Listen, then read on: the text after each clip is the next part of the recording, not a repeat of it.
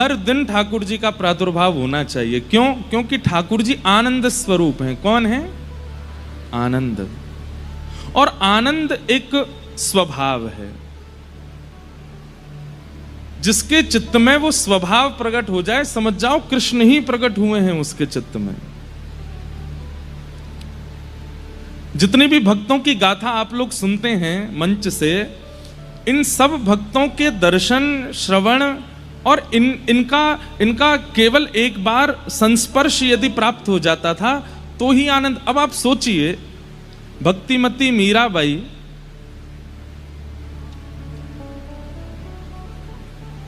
100, 150, 200, शायद 300 वर्ष से भी अधिक हो गया मीराबाई के धराधाम पर आगमन को, लेकिन आज भी उनका चरित्र कितना आनंदित करता है। तो सोचो, जब वे स्वयं रही होंगी तो उनका दर्शन कितना सुख देता होगा। मैं एक बात बताया करता हूं कि मीराबाई का जब ब्याह हुआ तो पहले तो मेड़ता में भीड़ लगती थी मीराबाई को देखने की। और भीड़ किनकी लगती थी? संतों की भीड़ लगती थी। जिन संतों को देखने के लिए दुनिया जाती है, वे संतजन मीराबाई को देखने आते थे। तो जब मीराबाई का विवाह हो गया तो मेवाड़ में भीड़ होने लगी। तो एक दिन कुंवर भोजराज, जिनसे विवाह हुआ, वो खिड़की पे खड़े खड़े नीचे देख रहे थे राजभवन की। तो देखा इतनी असंख्य भीड़ संतों की लगी है और सब टकटकी लगा करके देख रहे। बोले हमें पता चलिए मीराबाई का कमरा यही है, वो इसी खिड़की से देखती हैं कभी कभी। तो जैसे ही मीराबाई खिड़की खोलती ना, तो नीचे से सब संत आनंदित होकर के कहते जय हो जय हो जय हो जय हो, आनंदित हो गए। तो मीराबाई कान पकड़ती, ऊपर से दंडवत करती, सब संतों पर पुष्प वर्षा करती, ऊपर से आरती करती संतों की। तो कुंवर भोजराज सोचते कि पता नहीं चलता है कि मीरा इनकी पूजा करती है कि ये मीरा की पूजा करते हैं। एक दिन भोजराज गए और संतों से जाकर के ऐसे बीच में बैठ करके पूछने लगे, एक बात बताइए, आप सब लोग संत हैं, विरक्त हैं, ज्ञानी हैं, महापुरुष हैं, आप सब लोग मीरा को देखने क्यों आते हैं? उसकी सुंदरता अच्छी लगती है, उसके नेत्र हैं, उसका स्वभाव मधुर है, या उसका रंग गोरा है? क्या क्या आपको प्रिय लगता क्या है? तो संतों का उत्तर सुनकर के राजकुमार के नेत्र सजल हो गए। संत क्या बोले? बोले 10-10, 15-15, 20-20 साल तक भजन करने पर भी ठाकुर जी का ध्यान चित्त में नहीं आता। वो ठाकुर जी का ध्यान केवल मीराबाई को एक बार देखने मात्र से आ जाता है। 20-20 साल तक साधना करने पर भी जो ठाकुर जी का स्मरण चित्त में नहीं आता। हम मीराबाई को देख करके जैसे ही नेत्र बंद करते हैं तो नेत्रों के आगे ठाकुर जी ऐसे खड़े हो जाते हैं कि फिर हमको कहना पड़ता है कि ठाकुर जी अब चले जाओ, हमको और भी काम है। ये मीराबाई का स्वरूप है।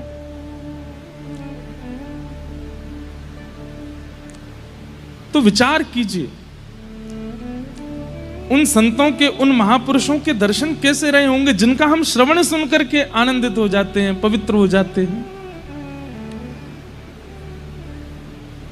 क्योंकि उनके चित्त में आनंद है, वो आनंद श्री कृष्ण हैं। एक बात मेरी बहुत ध्यान से सुनिएगा,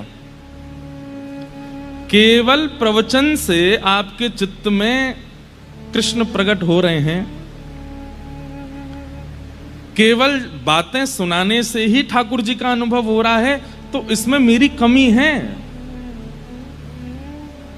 आपके भजन, आपके साधन, आपके नाम स्मरण से केवल आपका उद्धार हो रहा है तो ये आपकी कमी है। आप जिस सभा में जाओ, जिस व्यक्ति के सामने जाओ, जिस क्षेत्र में जाओ, आपकी उपस्थिति से भी थोड़ा औरा बदलना चाहिए उस जगह का, तब समझो कि भजन अब प्रस्फुटित हो रहा है। भक्त प्रहलाद, उनकी भक्ति का रंग धीरे धीरे चढ़ने लगा था राक्षसों पर, दैत्यों पर। एकमात्र हिरण्यकश्यप थे, उनके ऊपर प्रभाव नहीं पड़ रहा था। बाकी तो हिरण्यकश्यप जिन राक्षसों को कहता था कि मार दो, उनके चित्त में भी भक्ति जागृत होती थी प्रहलाद जी के प्रति। हमारे पूज्य नाना जी पंडित श्री कृष्णलाल शास्त्री जी बहुत अच्छे भागवत के वक्ता थे। बड़ी सरल सरल भाषा में अर्थ बताते थे। तो मुझसे एक दिन बोले लाला, प्रहलाद जी की भक्ति, प्रहलाद जी के संकीर्तन में सब आके कीर्तन करने लगे, सबके चित्त में भक्ति प्रकट होने लगी, लेकिन हिरण्यकश्यप पर उसका कोई प्रभाव नहीं पड़ा। मैंने कहा हाँ नाना जी, क्यों नहीं पड़ा? और मैं नाना जी बोलते बड़ी सहज भाषा में, बोले भैया स्विच ते करंट निकले तो जितने बल्ब ठीक होंगे वो जल जाएंगे, जो फ्यूज होगा वहां में कितनों करंट डालो वो जलेगा ही ना। समझ में आई बात? अगर बल्ब फ्यूज है, कितना भी करंट दे दो उसको, वो जलेगा नहीं? जल सकता। करंट आने पर बल्ब जल रहा है, इसका मतलब वो भीतर से फ्यूज नहीं है। ऐसे ही प्रहलाद जी जब कीर्तन करते तो राक्षस भी कीर्तन करने लगता है, लेकिन हिरण्यकश्यप नहीं करता था। क्यों? फ्यूज था। तो मैंने कहा नाना जी फ्यूज क्या है? बोले वैष्णव अपराध, भक्त अपराध जो कर देता है वो फ्यूज हो जाता है। फिर उसको कितना भी सत्संग सुनाओ, उसको कितनी भी कथा सुनाओ, उसको कितने भी संतों के दर्शन कराओ, उसका बल्ब जलता ही नहीं है। क्यों? फ्यूज पड़ा है। इसलिए किसी चिकित्सक कौन है? गुरुदेव के पास जाकर के उसको अपने फ्यूज ठीक करवाने चाहिए, तभी करंट असर डालेगा। और इसमें दूसरी बात क्या है?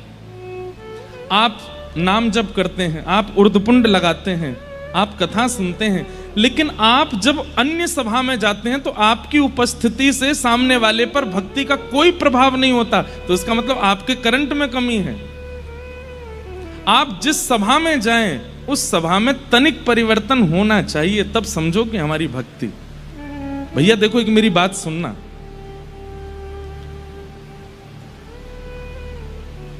जैसे कोई व्यक्ति बहुत अच्छा भोजन बनाना जानता है, वो अगर आपके सामने आता है तो कई बार भोजन को देखे बिना ही मुंह में पानी आ जाता है। उस व्यक्ति को देख, अरे भैया आप चाट बल्ला बहुत अच्छा बनाते हो, आपको देखते ही मुंह में पानी आ गया, कुछ बना दीजिए। उसकी कितनी योग्यता कि उसकी उपस्थिति से भल्ला याद आ जाता है। ऐसे ही अत्यंत धनवान व्यक्ति को देखते हैं तो उससे कुछ धन की याचना करने की इच्छा प्रकट हो जाती है। तो फिर भक्त को देख करके सामने वाले के चित्त में भक्ति क्यों नहीं उत्पन्न होती? इसका मतलब क्या है कि उसमें ही अभी भक्ति का बीज इतना श्रेष्ठ रोपण हुआ नहीं है। नहीं तो वो जहां जाए, जहां उपस्थित हो जाए, जहां खड़ा हो जाए, जिस सभा में पहुंच जाए, उसके रूप मात्र से, उसकी स्थिति मात्र से सब में भक्ति का संचार होने लगे। मीराबाई सुंदर, इतनी सुंदर थी कि उनके सामने बड़ी बड़ी राजकुमारियां भी अपने मुख को ढक लेती थीं। सुंदरता की खान मीराबाई। लेकिन उनकी सुंदरता देख करके किसी के चित्त में काम प्रकट नहीं होता था, बल्कि जिसके चित्त में काम है नष्ट और हो जाता था। ऐसी सुंदरता। और ये सब कब होता है? आपकी उपस्थिति, आपका रूप, आपका बोलने का ढंग, आपका व्यवहार, आपके विचार सामने वाले में परिवर्तन लाएंगे। कब? जब हृदय में आनंद श्री कृष्ण प्रकट होंगे। सुबह उठते ही सबसे पहले अपने बिस्तर पर ही बैठ करके नेत्र बंद करो। जय श्री गोविंद देव प्रभु की जय हो, श्री गोपीनाथ प्रभु की जय हो, श्री राधा मोहन प्रभु की जय हो, श्री राधा गोपीनाथ की जय हो, श्री राधा रमण लाल की जय हो, श्री राधा वल्लभ लाल की जय हो, श्री जुगल किशोर लाल की जय हो, श्री वृंदावन बिहारी लाल की जय हो, प्यारे गिरधर लाल की जय। बस प्रसन्न हो करके फिर अपने दिन को प्रारंभ। आ गए आनंद श्री कृष्ण चित्त में। उठते ही आनंदित होकर के उठिए। स्नान करने भी आनंद होके जाइए, तैयार भी आनंद हो। भले ही घर में कुछ भी उथल पुथल चल रही, आप आनंद में ही रहो। 2-4 दिन आपको प्रयास करना है, 5वें दिन से अपने आप नियम बन जाएगा। अरे कहां तक कहें, नित्य सप्तनिधियों का स्मरण करके आप उठना प्रारंभ करेंगे ना, तो 10, 15, 20, 1 महीने में ऐसा होगा सप्तनिधि ही आकर के उठाएंगे स्वप्न में। अरे उठ जा, भोर रह गई है। कभी गोपीनाथ जी उठा रहे हैं, कभी राधा रमण जी कहेंगे लाला उठ जा। आनंद घन श्री कृष्ण को चित्त में प्रकट करना ही जन्माष्टमी है, जन्मोत्सव है ठाकुर जी का। इसलिए बाकी सारे नियम बाद में, बाकी सारे क्रम बाद में, सबसे पहले ठाकुर जी को चित्त में विराजमान करो, उठते ही फिर अपने क्रम में जाइए। कितना अच्छा लगे मानसी सेवा में कि मन में आपने सातों निधि विराजमान कर लिए उठते ही, और फिर स्नान करने गए तो इस भाव से गए कि मैं भी नहाऊंगा या मैं भी नहाऊंगी और इन सातन को भी नहवाऊंगी। वो भी स्नान कर रहे हैं, तो स्नान करते समय भावना क्या है कि हाथ में शंख है, और हाँ गोपीनाथ जी स्नान कर रहे हैं, राधारमण जी स्नान कर रहे हैं, राधा वल्लभ जी स्नान कर रहे हैं। उसके बाद जब स्वयं वस्त्र पहने तो थोड़ी देर नेत्र बंद करके भावना रख ली कि मेरे चित्त में बैठे आनंद घन सप्तनिधि भी वस्त्र धारण कर रहे हैं। राधारमण जी ने लाल पोशाक पहनी है, गोविंद देव जी ने पीली पोशाक पहनी है, बिहारी जी तो आज मुकुट पहनने हैं, श्वेत बिहारी जी तो लहंगा पहने, किशोरी जी की प्रसादी पहनते हैं, हमारे बिहारी जी किशोरी जी की प्रसादी पहनते हैं, इसलिए लहंगा में ही रहे। मैं साल में केवल एक दिन ठाकुर जी पजामा पहनते हैं, जामा पहनते हैं। कब? या तो कृष्ण जन्माष्टमी पर पहनते हैं या फिर अक्षय नवमी, अक्षय नवमी की अक्षय तृतीया, अक्षय तृतीया, हाँ अक्षय तृतीया को पहनते हैं। उस दिन चरण दर्शन होते हैं उनके, बाकी दिन तो चरण दुबके ही रहे हैं। तो ऐसे भावना कर लो, जब स्वयं के श्री धारण करो, स्वयं का तिलक धारण करो, तो मानसी में ये भी धारण कर लो। श्री राधारमण जी का गौड़िया तिलक धारण करा दिया, बिहारी जी को हरिवंशी हरिदासी तिलक धारण करा दिया, श्री राधा वल्लभ लाल जी की पत्रावली कर दी है, गोविंद देव जी की पत्रावली कर दी है। ऐसे भाव कर लो, आ गए आनंद घन श्री कृष्ण चित्त में। फिर डोलवे जा रहे हो, अपने काम पे जा रहे हो, तो भावना ये रख लो कि बाल भोग पा करके सातों निधि भी गैया चरावे जा रहे हैं, ये भी अपने ग्वाल बालन के संग डोल रहे हैं। फिर मध्याह्न दोपहर का लंच करो, भोजन राजभोग करो, उस समय फिर ध्यान कर लो कि वे सब भी वन में बैठे हैं, मधुमंगल श्री दामा घेर करके बैठे हैं और बीच में बैठ के ठाकुर जी प्रेम से भोग कर रहे हैं। शाम को घर लौट के आओ तो उस समय भावना कर लो कि ठाकुर जी भी गैया हाँकते भये अपने कंधा पे लाठी धर के दोनों हाथ पधरा करके लौट के आ रहे हैं घर पे। कितना सुंदर भाव बन जाए ऐसी स्थिति। अब जब सोने जाओ तो फिर वहां पे भी ये भाव रख लो, नैनों में नींद भर आई लालन के, नैनों में नींद भर आई। पहले ये पद गा करके हृदय में विराजमान ठाकुर जी को पढ़ा दो और फिर स्वयं भी पढ़ जाओ। कितना सुंदर हो, इससे बढ़िया मानसी सेवा और क्या हो सकती है। और आप ऐसे विराजमान करने लगे ठाकुर जी को चित्त में और अपनी क्रिया में उनकी क्रिया समझने लगे, आपके चित्त में आनंद घन प्रकट हो जाएंगे। और वही जन्माष्टमी जो साल में एक बार होती है वो हर दिन होने लगेगी।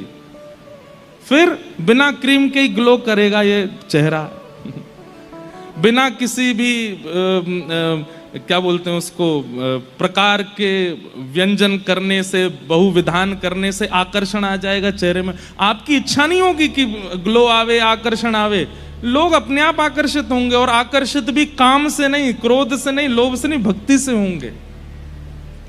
इसलिए केवल दीक्षा लेना, केवल शरणागति लेना, केवल माला हाथ में अपने कल्याण के लिए नहीं है। ये चित्त में ठाकुर जी को धारण कर करके स्वयं भी प्रसन्न रहिए और जिन जिन से भी मिलो उनको भी वो आपसे कहने लग जाएं कि आपको देख करके बड़ी पॉजिटिव वाइब्स आती है, हमको आपको देख के बड़ी सकारात्मकता अनुभव होती है। बस समझ जाओ कि हाँ, मैं नहीं दिख रहा हूं इनको, लाल जी दिख रहे हैं भीतर बैठे हुए, वही आकर्षण कर रहे हैं। ये सब भावना आचार्य चरणों की रही है, ये सब भावना पूर्व भक्तों की रही है, इसलिए उनकी हर दिन जन्माष्टमी थी। लेकिन हमारी एक ही होती है साल में, और कथा सुनने वालों की हफ्ता में एक होती है। पर हर दिन कृष्ण को प्रकट करो चित्त में, हर दिन निकलिए, हर दिन जन्माष्टमी की तरह उत्साह में रहिए। आप लोग जब हम कोई पद गाते हैं इतना नाचते हैं, इतना आनंद लेते हैं, जैसा आनंद यहां हो रहा है वैसा आनंद पूरे जीवन में हो जाए, तब मानिए कि अब भक्ति के पथ पर हैं हम। ये भक्ति का पथ है। हम तो कह रहे हैं यहां से घर भी कूदते कूदते ही जाया करो जय राधे राधे, ऐसे ही जाया करो कूदते कूदते, बस में, रिक्शा में, मेट्रो में। मेट्रो वाले कहेंगे भाई कहाँ के वृंदावन के बंदर आ गए दिल्ली में एक बात और, सिगरेट पीने वाले को खुले में पीने में शर्म नहीं आती, मद्यपान करने वाले भक्ष खाने वालों को खुले में सब करने में शर्म नहीं आती। और अब तो हमारी महान दिल्ली में प्रियतमों को खुले में मिलने में बिल्कुल भी लज्जा नहीं होती। तिलक लगाने में इतनी लज्जा क्यों? ये वैष्णवों को लज्जा क्यों आती है वैष्णवता धारण करने में? जो ये सब व्यसनी क्रम करते हैं उनको बिल्कुल भय नहीं लगता कि लोग हमको टोकेंगे, फिर वैष्णवों को भय क्यों लग जाता है? अभी एक भैया, अभी यहां नामकरण कर रहे थे सबका, तो एक भैया नहीं आए तिलक लगा के, तो पंडित जी टोके, आपने तिलक नहीं लगाया, दीक्षा हो गई। ऑफिस से आया अभी, तो क्यों ऑफिस में क्यों नहीं लगा के गए? ज्यादा ही टोका टाकी होती है, आपको उससे पीड़ा होती है। तो श्री संग ही रखो, जब लगे कि अब बस निकले हैं ऑफिस से कॉलेज, तुरंत लगा लीजिए, बिना तिलक के रहे नहीं। ये तिलक नहीं है, ये स्वयं श्री जी हैं, स्वयं किशोरी जी हैं। अब आप किशोरी जी को चित्त में तो बुलाना चाहते हैं, किशोरी जी की आराधना तो करना चाहते हैं, पर उनको धारण करने में आपको लज्जा के, ये तिलक स्वरूप मान करके धारण मत कीजिए इसको। ये स्वयं किशोरी जी हैं, इनको श्री कहा जाता है। हमारे गौड़िया वैष्णव धारण करते हैं, वो तुलसी धारण करते हैं ठाकुर जी के चरणों के साथ। अब भगवान के चरण धारण करने में लज्जा, तो फिर भक्ति क्यों कर रहे हैं हम? ये भैया ये सब नंदोत्सव के प्रतीक हैं। तिलक धारण करना, हृदय में मानसी में श्री ठाकुर जी की सेवा करना, नित्य भगवान नाम में रमित रहना, जीवन की कैसी भी परिस्थिति आ जाए आप प्रसन्न ही हो ऐसे रहना, ये सब नंदोत्सव के प्रतीक हैं। ऐसे रहिए। ये नंदोत्सव एक ही दिन नहीं होना चाहिए, हर दिन होना चाहिए। तब आपको गाने का अधिकार है। नंद घरा नंद भयो जय कन्हैया लाल की, नंद घरा नंद भयो जय कन्हैया लाल। हे मन में आनंद भयो जय कन्हैया लाल की, मन में आनंद भयो जय कन्हैया लाल। ओ जय कन्हैया लाल की, जय कन्हैया लाल की, जय कन्हैया लाल की, जय कन्हैया लाल की, जय कन्हैया लाल की, जय यशोदा लाल की, जय कन्हैया लाल की, जय यशोदा लाल की। नंद घरा नंद भयो जय कन्हैया लाल की, नंद घरा नंद भयो जय कन्हैया लाल की। कितना अच्छा लगे ऑफिस जाने से पहले माताजी पिताजी को बीच घर के आंगन में खड़ा करके हाथ पकड़ के घूम रहे हैं और गाते हुए जा रहे हैं। हाथी दीने घोड़ा दीने और दीनी पाल के, हाथी दीने घोड़ा दीने और दीनी पाल के, हे बालकन को लाडू पेड़ा बूढ़े को लापसी, बालकन को लाडू पेड़ा बूढ़न को लापसी। नंद घरा नंद भयो जय कन्हैया लाल, नंद घरा नंद भयो जय कन्हैया लाल। नंद घरा नंद भयो जय कन्हैया लाल की, नंद घरा नंद भयो जय कन्हैया लाल। राधा रमण लाल की, श्री राधा वल्लभ लाल की, राधा रमण लाल की, श्री राधा वल्लभ लाल की, राधा रमण लाल की, राधा वल्लभ लाल की, राधा रमण लाल की, श्री राधा वल्लभ लाल की, कुंज बिहारी लाल की, श्री गिरधर गोपाल की, कुंज बिहारी लाल की, श्री गिरधर गोपाल की, कुंज बिहारी लाल की, श्री गिरधर गोपाल की, कुंज बिहारी लाल की, श्री गिरधर गोपाल की, प्यारे राधा प्रिया लाल की, श्री कुंज बिहारी लाल की, प्यारे राधा वल्लभ लाल की, श्री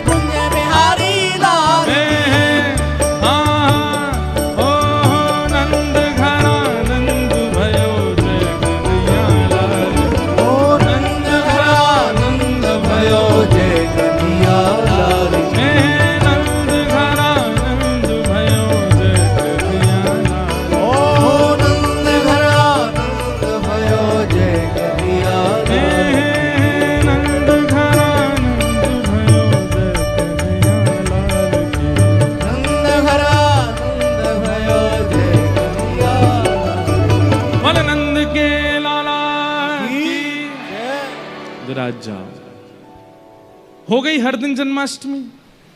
और जन्माष्टमी का अभिप्राय ही क्या है? हर दिन हृदय में आनंद का प्रादुर्भाव होना। और क्षमा कीजिएगा, आलू पराठा खाने से आनंद नहीं आता, सुख मिलता है। हमारे पूज्य पिताजी कहते हैं, लोग कहते हैं रसगुल्ला खाया आनंद आ गया। आनंद नहीं आया, वो रसगुल्ला खाने से सुख मिलता है, कचौड़ी खाने से सुख मिलता है, छोले भटूरे खाने से सुख मिलता है। उसको सुख क्यों कहते हैं? क्योंकि उसकी एक मात्रा है, उसके अधिक सेवन से आपको सुख नहीं मिलेगा। एक सीमित है, सीमित से ज्यादा जैसे ही आप उसका उपभोग करोगे तो वही वस्तु आपको कष्ट देने लगेगी। और जिस वस्तु से कभी ना कभी कष्ट मिलेगा वो आनंद नहीं हो सकती। ध्यान से सुनिएगा, जिस वस्तु से कभी ना कभी कष्ट मिल सकता है वो आनंद नहीं हो सकती।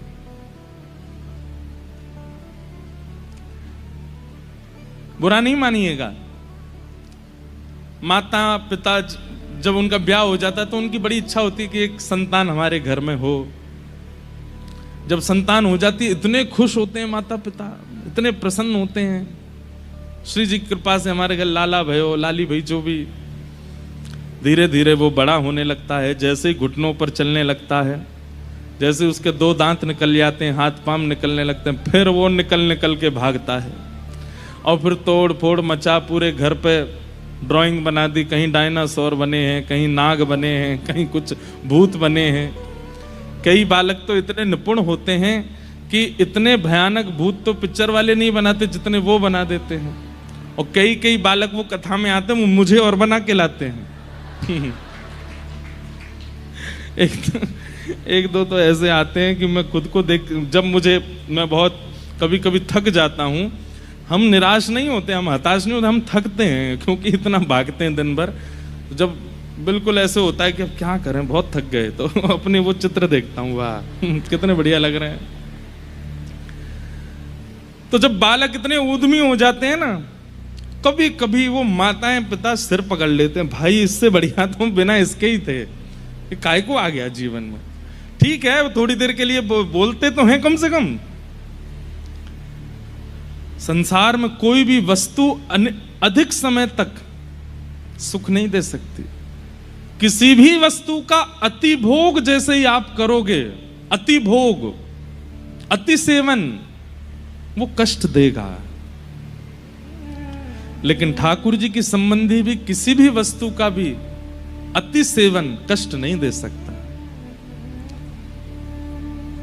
कई लोग मुझे लिख के देते हैं, महाराज जी आप कथा में ये मत बोला कीजिए कि 4 दिन हो गए कथा को, क्योंकि हमें फिर पता चलता है 3 दिन रह गए, वो इतने कष्टदायी लगता है कि अब 3 ही दिन रह गए।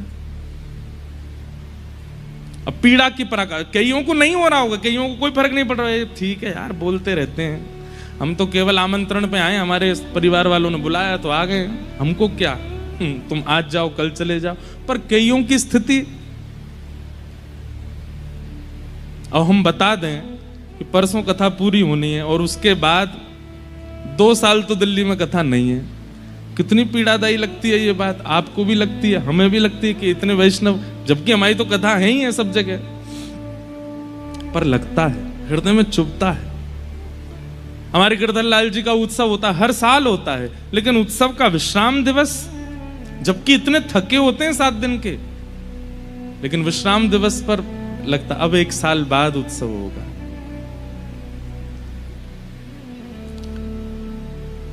एक बात और कहें, जन्मदिन होता है ना लोगों का, ये जन्मदिन भी 25 की उम्र तक ही अच्छे लगते हैं, और जो 25 के नहीं हुए हैं वो अभी देख लेना, 25 के बाद जब 26वां जन्मदिन आएगा ना, अच्छा नहीं लगेगा।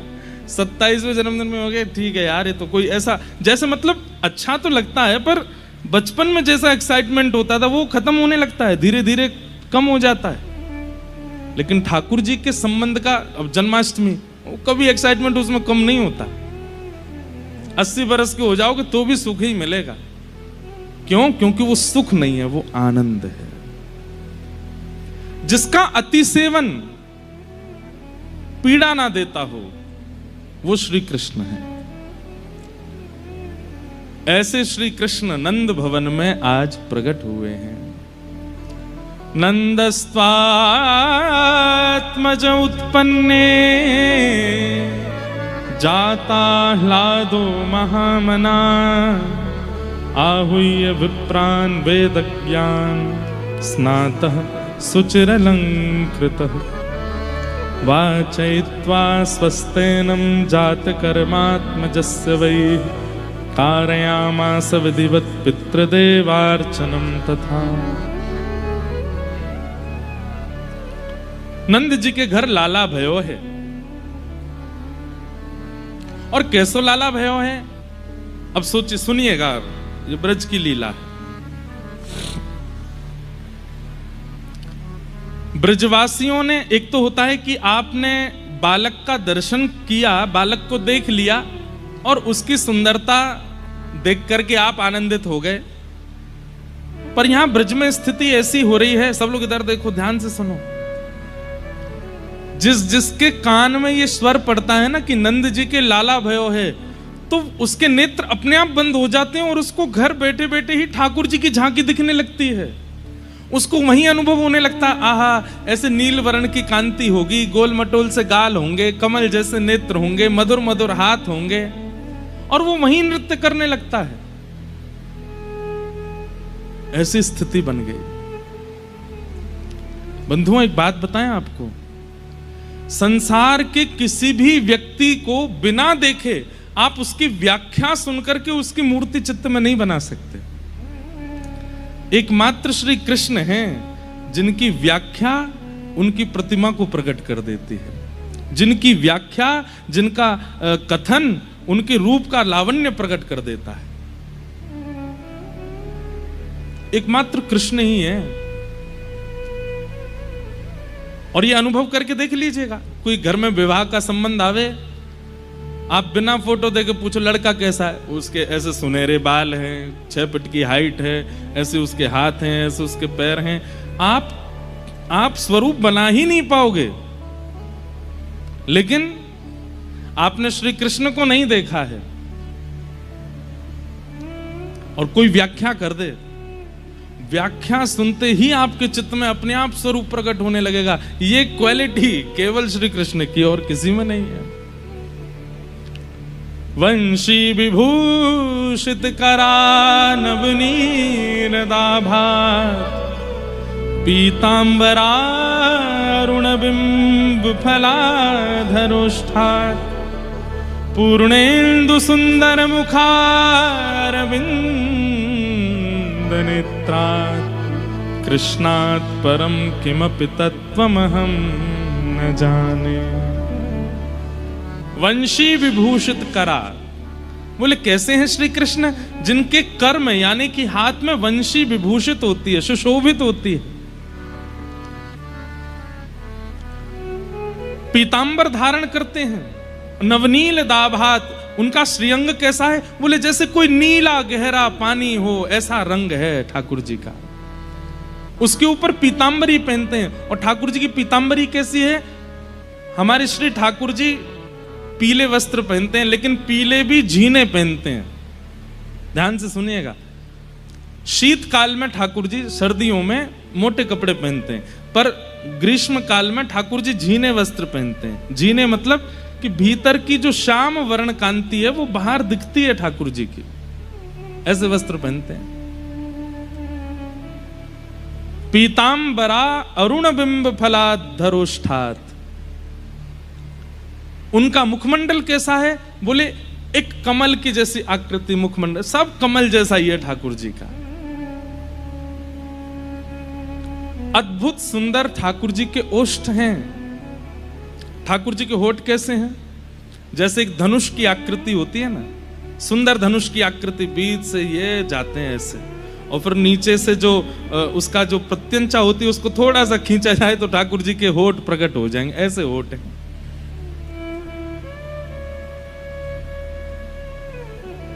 पूर्णेन्दु सुंदर मुखा, जैसे कोई पूर्णिमा का चंद्रमा दिखता है, ऐसे ठाकुर जी का मुखमंडल आकर्षित करता है अपनी ओर।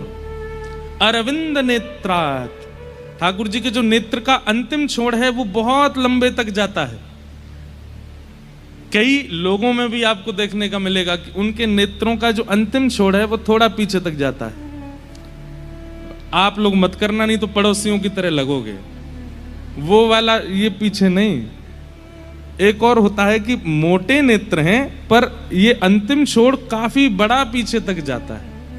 ऐसे नेत्र ठाकुर जी के हैं।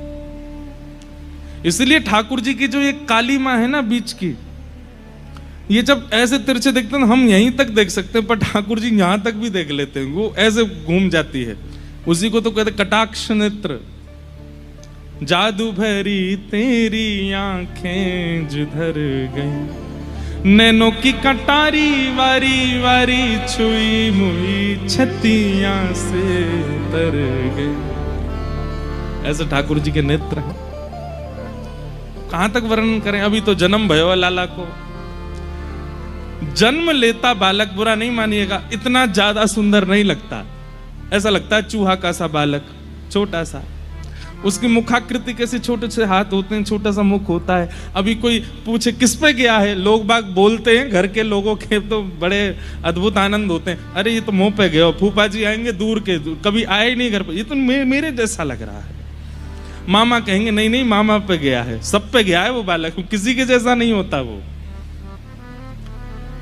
लेकिन जन्मजात बालक इतना आकर्षक होता है, ठीक है, उसके प्रति ममत्व बोलता है। धीमे धीमे वो बालक अच्छा लगने लगता है। 8-9 महीने का, 6-7 महीने का जब हो जाता है, थोड़े गाल फूल जाए, गदमदरा से हाथ है जाए, नेत्र वेत्र घुमावे, तब पता चलता है किस पे गया। पर ठाकुर जी जन्म लेते ही इतने आकर्षक लग रहे हैं। वर्णन आता है कि यशोदा मैया ने कितने दिनों तक तो ठाकुर जी को ऐसे ही रखा, बस स्वयं देखती हैं और फिर ढक लेती हैं, फिर स्वयं देखती हैं फिर ढक ले, जैसे कोई बहुत महंगा रत्न, कोई अत्यंत लोभमयी माता उसको छुपा करके रखती है, किसी की दृष्टि पड़ ना जाए इस पर। ऐसी स्थिति यशोदा मैया की है। वो नील मणि को ऐसे छुपा करके रखती हैं कि कोई देख ना ले मेरे लाला को। अरे कहां तक है, नंद बाबा को भी दिन भर में 4 बार हाथ जोड़ने पड़े, नेक तो दिखाई दे यशोदा, तो यशोदा मैया यूं दिखाती हैं फिर रख लेती हैं, ऐसे हृदय से लगा के घूमते हैं, मेरो नीलमणि, मेरो नीलमणि है। अरे ये तो मेरो नीलमणि है। गोपियां आती हैं, अत्यंत समीप की सखियां आती हैं, मैया हमें तो दिखाओ, तो मैया नीचे से वस्त्र हटा देती, लो चरण ही देख लो। और चरण ही इतने सुंदर हैं ठाकुर जी के, वो चरणों में ही निहाल हो जाती हैं। चरण इतने सुंदर हैं तो मुखमंडल कैसे हुए को लाला को। अद्भुत है। मैं वर्णन करता रहूंगा और आप सुनते रहेंगे, ना आप कुछ पाओगे ना मैं कुछ दे पाऊंगा। यही तो श्री कृष्ण है।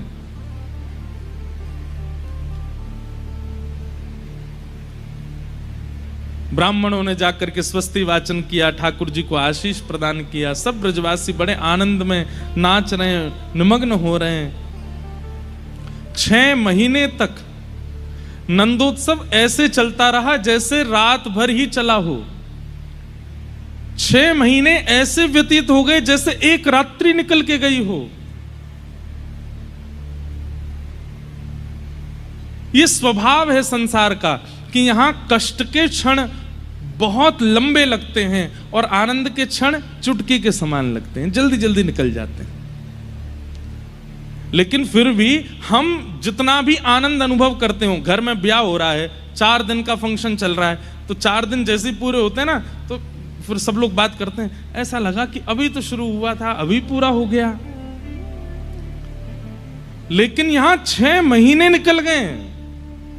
इतना लंबा समय किसी हम लोगों को अनुभव नहीं होता। 6 महीने बाद ग्वाल बाल आपस में चर्चा करते हुए कह रहे हैं, भैया रात भर है गई नाचते नाचते ना, देख तो ले नंद को लाला कैसो है। तब कोई आके बोलो रात भर ना नाचे, 6 महीना निकल गए। बोले 6 महीना निकल गए। हाँ, सोचो आनंद की क्या स्थिति रही होगी। भागवत जी में वर्णन आता है, अवाद्यंत विचित्राणी वादत्राणी महोत्सवे। बोले कैसा महोत्सव मनाया नंद भवन में। पहली बात तो कोई भी बुरा नहीं मान रहा है, किसी के ऊपर चढ़ रहे हैं, किसी के वस्त्र फाड़ रहे हैं, किसी को उठा के फेंक रहे हैं, किसी के ऊपर नाच रहे हैं, कोई बुरा नहीं मान रहा है, सबको सुख ही मिल रहा है। कोई किसी और के साथ में जैसे आनंद की चरम स्थिति होती है कि दूसरे को परेशान करो, लेकिन यहां परेशान होने वाला भी कह रहा, अरे तो जितनो है सके कल ले भैया, नंद जी के लाला भयो तो कू बधाई। पहली बात।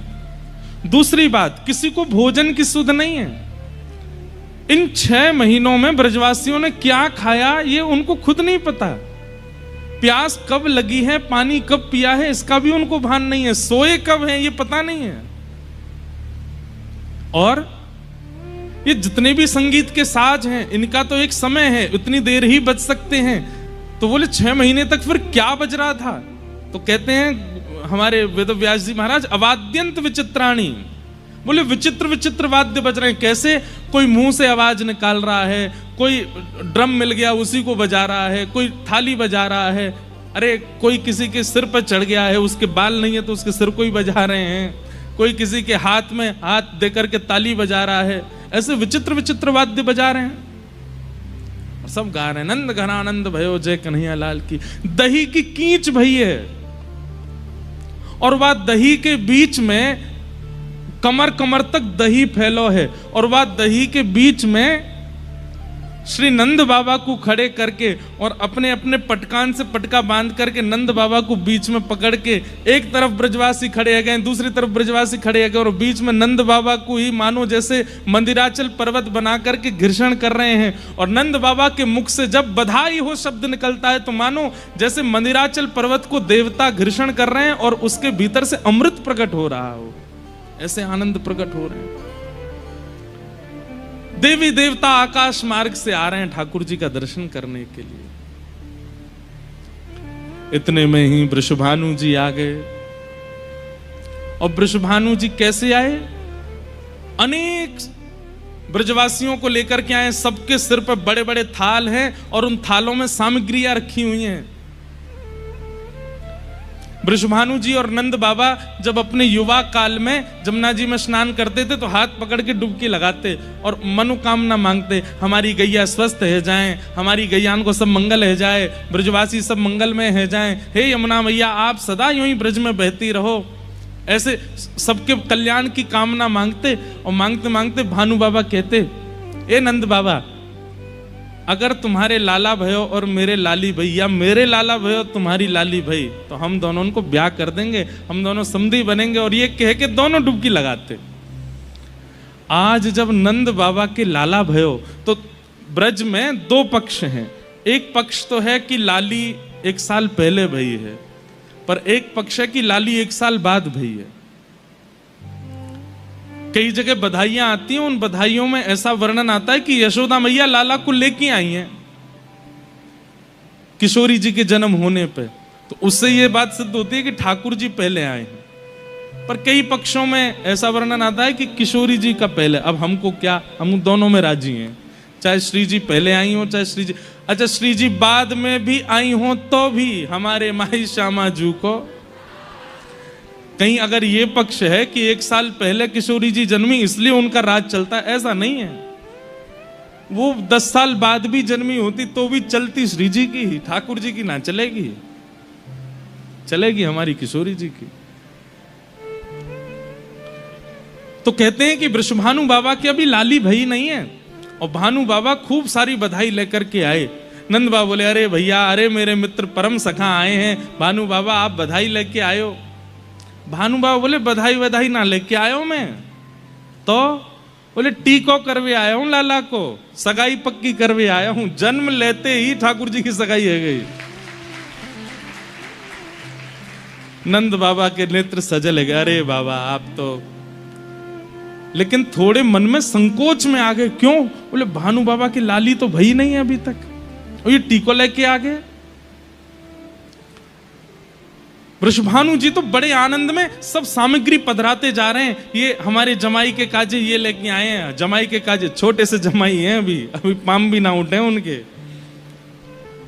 छोटे से जमाई की धोती आई है, बगलबंदी आई है, टोपा आयो है।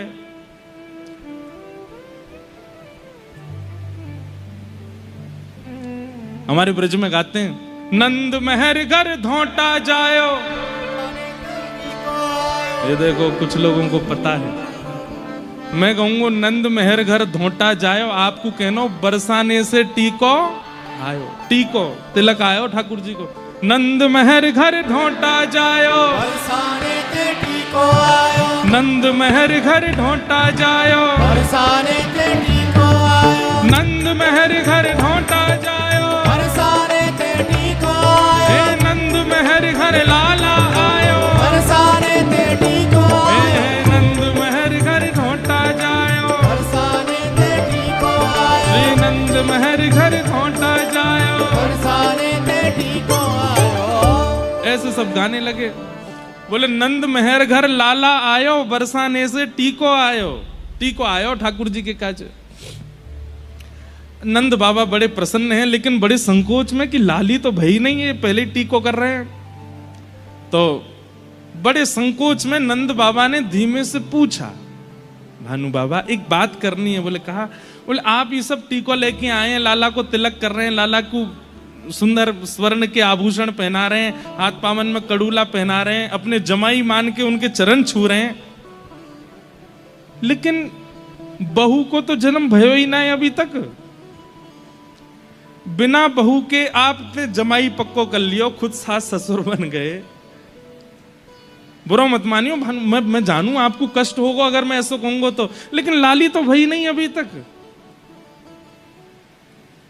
भानु बाबा बोले, ए नंद बाबा, हमको ऐसी उड़ती उड़ती खबर लगी है कि तुम्हारो लाला जो है साक्षात नारायण ही आयो है, और नारायण को यदि हम तिलक कर जाएंगे, नारायण तो परब्रह्म है, परब्रह्म तुम्हारो लाला नहीं है लेकिन परब्रह्म समान है ना।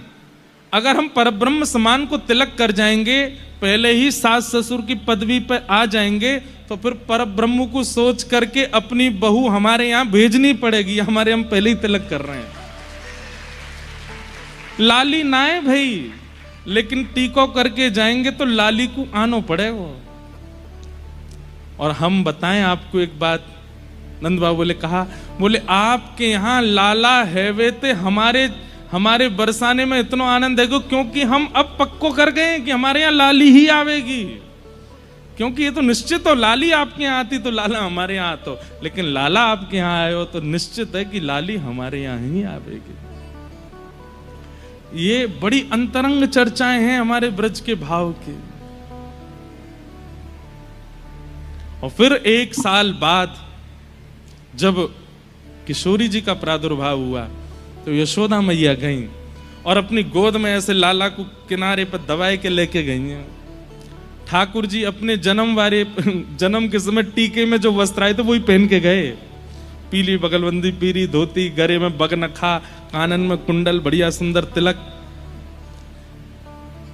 लाला जैसे ही बाहर आए तो यूं लग रही 1 साल को दुल्हा जा रहा है, अभी अभी बहू को जन्म भयो है, मुंह दिखाई कहवे जा रही है। आहा, वहां किशोरी जी पलना में है, पूरे बरसाने में उत्सव है रो है। और जैसे ही नंद बाबा यशोदा मैया पहुंची, सब लाली को देख देख करके महाराज रतन लुटा रहे हैं। अच्छा एक बात और बताएं, बरसाने को उत्सव देख करके नंद और यशोदा आपस में चर्चा कर रहे हैं। बोले हमारे लाला को उत्सव 6 महीना तक चलते रहो। रास्ता में पहले तो चर्चा हेती आ रही कि हमारे जैसा उत्सव ना करेंगे वृषभानु जी, लेकिन जैसे ही बरसानो आने वारो है, दूरते ही चंदन की सुगंधी आ रही है, केसर की सुगंधी आ रही है, इत्र की सुगंधी आ रही है। नंद बाबा कह रहे हैं, अरे भैया इतनी सुंदर सुगंधी कहां से आ रही है? बोले कि बरसाने तैयार। अरे बरसाने तो अभी बहुत दूर है, तो सोच लो किलोमीटर दूर तक तो सुगंधी आ रही है, तो उत्सव कैसे है रोगो।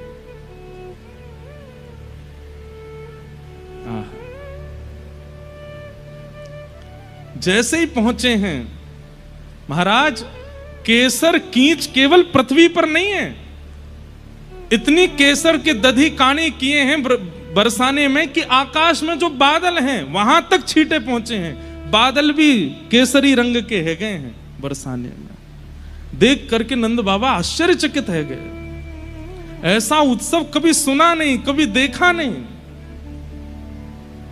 नंद बाबा यशोदा मैया तो बोले हमारो उत्सव तो कछु ना भयो जैसो इनको हैरो है। लाली के प्रकट को यशोदा मैया ने जैसे ही लाली निहारी हैं पलना में, जितने रत्न लेके आई, जितने स्वर्ण चांदी आदि सब लेकर के आई लाली को देवे के काजे, वो सब तो फीके लगन लगे। सब सखियां लाला के दें, लो मैया अर्पण कर दो। अरे रहन दे, ये या के लायक ना है, अरे या की उपमा के आगे फीके हैं, इनको किनारे कर दे, ये सब या के योग्य हैं ही नहीं। जबकि यशोदा मैया कोई सामान्य रत्न लेकर के नहीं आई हैं, लेकिन किशोरी जी की मुखाकृति के आगे सब फीके लगन लगे। यशोदा मैया बोली, मुंह पे तो कुछ है ही ना कि मैं लाली को दे सकूं। तभी दृष्टि पड़ी, और दृष्टि ना पड़ी होगी तो बगल में बैठे लाला नोच गए होंगे, मुंह तो देख लो, मैं तो रत्न हूं।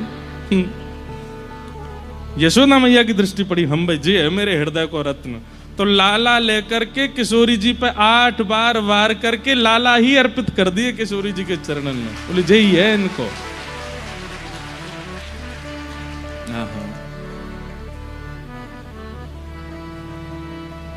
अद्भुत है हमारे ब्रज का भाव।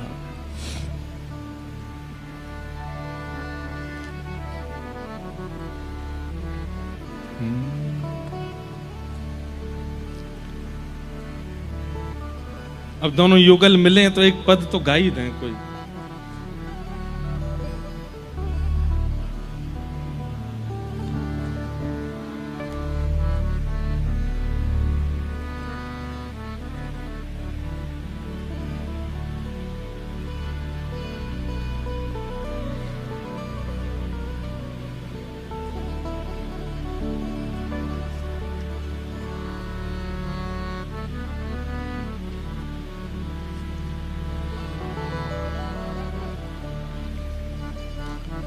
सब लोग गाओ, दोनों युगल पलना में झूल रहे हैं।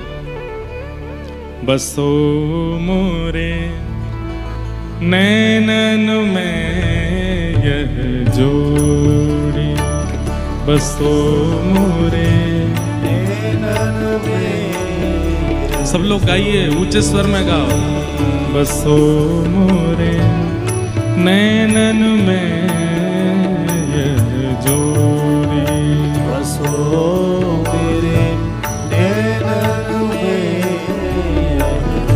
सुंदर श्याम कमल दल लोचन, सुंदर श्याम कमल दल लोचन, सुंदर श्याम कमल दल लोचन, सुंदर श्याम कमल दल लोचन। हे संग वृषभानु किशोरी, संग वृषभानु किशोरी, संग वृषभानु किशोरी, संग वृषभानु किशोरी। बसो मोरे नैनन में यह जोड़ी, बसो मेरे नैनन में बसो मोरे नैनन में यह जोड़ी, बसो मेरे नैनन में। मोर मुकुट मकराकृत कुंडल, मोर मुकुट मकराकृत कुंडल, मोर मुकुट मकराकृत कुंडल, मोर मुकुट मकराकृत कुंडल, नीलांबर झकझोरी, नीलांबर झकझोरी, नीलांबर झकझोरी, नीलांबर झकझोरी। ओ सूरदास प्रभु तुमरे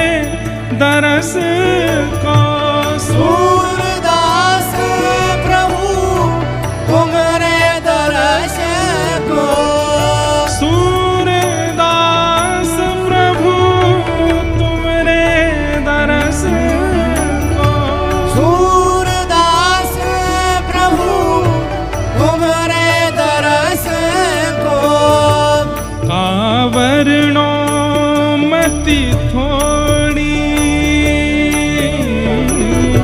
कावरणो मति थोड़ी। सूरदास जी कह रहे मैं इस स्वरूप का वर्णन कैसे करूं, मेरी मति बहुत छोटी सी है। सूरदास प्रभु तुम्हारे दरस को, सूरदास प्रभु तुम्हारे दर्श को, कावरणो मति थोड़ी, कावरणो मति थोड़ी। बसो मोरे नैनन में जोड़ी, बसो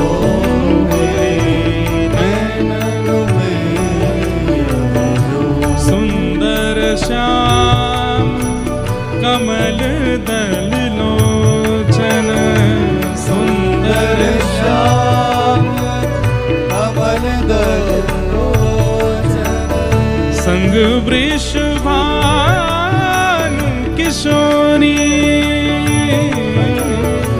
संग वृष भानु किशोरी, संग में राधा गोरी, संग में राधा गोरी। बसो मोरे नैनन में बसो मोरे नैनन में, बसो मोरे नैनन में जोड़ी, बसो मोरे नैनन में जोड़ी। ऐसे दोनों युगल मिले हैं और पहली बार सब ब्रजवासी इनको पलना में दर्शन भये युगल के। जिनके घर युगल उपासना है, कई बार ऐसा देखने को होता है कि जन्माष्टमी पर ठाकुर जी को पलना झुला देते हैं, किशोरी जी अकेली खड़ी हैं कुंज में। नहीं, आप युगल उपासक हैं तो दोनों उनको पलना झुलाओ, दोनों उनको अभिषेक करो, दोनों उनको संग झूला, राधाष्टमी पर भी और जन्माष्टमी पर भी। आपके यहाँ युगल विराज रहे हैं तो ये दोनों एकाकार रूप ही हैं। हमारे तो युगल एक है गए तो श्रीनाथ जी हैं, बाम अंग किशोरी जी हैं, दाएं अंग ठाकुर जी हैं, तो दोनों भाव से ठाकुर जी विराजते हैं। इस बार लाल जी का विवाह उत्सव है हमारे लाला को, जनवरी में हमारे लाला को ब्याह है रोए। तो हमने आचार्य चरणों से आज्ञा ली, श्री जी का स्वरूप पधराएं या चित्रपट की सब जैसी आज्ञा करें, या फिर वृंदावन में जैसे गादी जी विराजमान है ना श्री जी की, ऐसी गादी जी विराजमान करें। तो आचार्य चरणों ने कहा ये भेद दृष्टि मत लाइए, श्री गिरधर लाल जी का जो बाम अंग है वो श्री जी ही हैं, तो आप अलग से श्री जी क्यों विराजो, ये एक ही रूप है। और हमने कही फिर ब्याह कैसे होएगा, ये अकेलो दुल्हा डोलेगो पूरे मंडप में। तो उन्होंने इतनी सुंदर युक्ति बताई कि 15 को ठाकुर जी का 15 जनवरी को ब्याह है और 14 जनवरी को ठाकुर जी का जन्मोत्सव है। कितनी प्यारी युक्ति है, सुनिए। वैसे तो ये हमें बतानी नहीं थी, वहां करना ही था, लेकिन बता देते हैं। तो आचार्य चरणों ने आज्ञा की कि 14 तारीख को जो ठाकुर जी का जन्मोत्सव होता है उसमें हर वर्ष पलना में गिरधर लाल जी मुकुट और जामा आदि पहन करके विराजते हैं। इस बार की जो ठाकुर जी का जन्मोत्सव होगा उसमें श्री गिरधर लाल जी श्री जी के रूप में विराजें और चुनरी ओढ़ के। तो रहस्य समझे आप, 5 दिन का उत्सव है इस बार, 7 दिन का नहीं है। 11, 12, 13, 14, 15 को विवाह विदाई हो जाएगी। तो अर्थ ये लगाया आचार्य चरणों ने कि बहू रानी जो हैं उनका दर्शन 14 तारीख को ही होगा। बस 14 को लाल जी नहीं, बहू के ही दर्शन होंगे, श्री जी के ही दर्शन होंगे। और 15 को फिर बहू रानी तो घूंघट में है, फिर लाला दुल्हा ही दिखेगा। बस ये भाव है। तो 14 तारीख को पलना में इस बार गिरधर लाल जी श्री जी बन के विराजेंगे। हमारे लाल जी के बहुत सुंदर सुंदर चित्र हैं, श्री जी बनते हैं राधाष्टमी पे। और परंपरा भी है, नाथ द्वार में श्यामा सखी का श्रृंगार धारण करते हैं श्री श्रीनाथ जी, श्यामा सखी बन के जाते हैं किशोरी जी के दर्शन करने के लिए। तो ऐसे भाव हैं। तो जिनके युगल विराज रहे हैं ना घर में, उनसे प्रार्थना है राधाष्टमी जन्माष्टमी पे ऐसे भेद ना करे करो कि लाला विराजमान कर दिए लाली नहीं करी, नहीं, दोनों युगल विराजो। और तब ये पद गाना सूरदास जी का, बसो मोरे नैनन में यह जोड़ी। ठाकुर जी प्रकट भये, 6 दिन के लाला जैसे भये पूतना आई। पूतना के आते ही सब पूतना की रूप माधुरी को देखने में व्यस्त हो। इतनी सुंदर थी पूतना, जिन ब्रजवासियों का उत्सव कोई नहीं तोड़ पाया, उन ब्रजवासियों की मन बुद्धि सबको पूतना ने अपनी ओर खींच लिया। आचार्य चरण कहते हैं कि पूतना कौन है? भक्ति में आने वाले जितने भी विविधान आपको अपनी ओर आकर्षित करते हैं वो सब पूतना है। आप नाम जप कर रहे हैं और नाम जप में बैठे और नाम जप करते करते कोई ऐसी स्थिति जो नाम जप से आपके ध्यान को भंग कर रही है, उस समय उस स्थिति को पूतना ही मानना चाहिए। वो स्थिति चाहे जितनी जरूरी हो, जितनी सुंदर हो, जितनी आकर्षक हो, आपको नाम नहीं छोड़ना है। यही पूतना उद्धार का उद्देश्य है। समझ में आ रही है बात? पूतना कौन है? कथा सुन रहे हैं और बड़े आनंद के साथ सुन रहे हैं, प्रसन्न मुद्रा में सुन रहे हैं, अचानक कोई बहुत जरूरी फोन आ गया और उस फोन को देख करके, एक होता है emergency call. Emergency call Putana नहीं है, इमरजेंसी तो भाई कोई घटना हो गई या कुछ हो गया तो जाना ही है। पर सामान्य सी कोई कॉल आई है जिसके कारण आप कथा छोड़ के जा रहे हैं, वो पूतना है। जो भी भगवत मिलन में बीच में बाधा रूप बना करके आती है वही पूतना है। सब ब्रजवासी गा रहे हैं, नंद घन आनंद भयो जय कन्हैया लाल की। इतने में ही पूतना आई तो ब्रजवासी नाचते नाचते एक बार देखते हैं उसकी ओर और देख करके देखते रहे, अरे सुन सुन सुन, या देख कितनी सुंदर, अरे या के नेत्रन को देखियो, अब नेत्र छोड़ तो या की चाल तो देखियो, अरे या के वस्त्र। केवल पुरुष ही नहीं, गोपियां, ब्रज की जितनी गोपियां थी वे भी पूतना को देख करके आनंदित हो रही। अरे देखियो री कितनी सुंदर, हमने तो ऐसी देखी ना, जन कहां ते आ गई है। एक गोपी बोली, मैं तो वहां बगलते ही आई हूं, ऐसी सुगंधी आ रही है वहां में ते जैसे जाने कोई अप्सराई आई हो स्वर्ग लोक ते। सब आकर्षित हो गए। अब सबका कीर्तन छूट गया, सबका उत्सव छूट गया, सब केवल पूतना को देख रहे हैं, सब उसके ऊपर मोहित हो रहे हैं।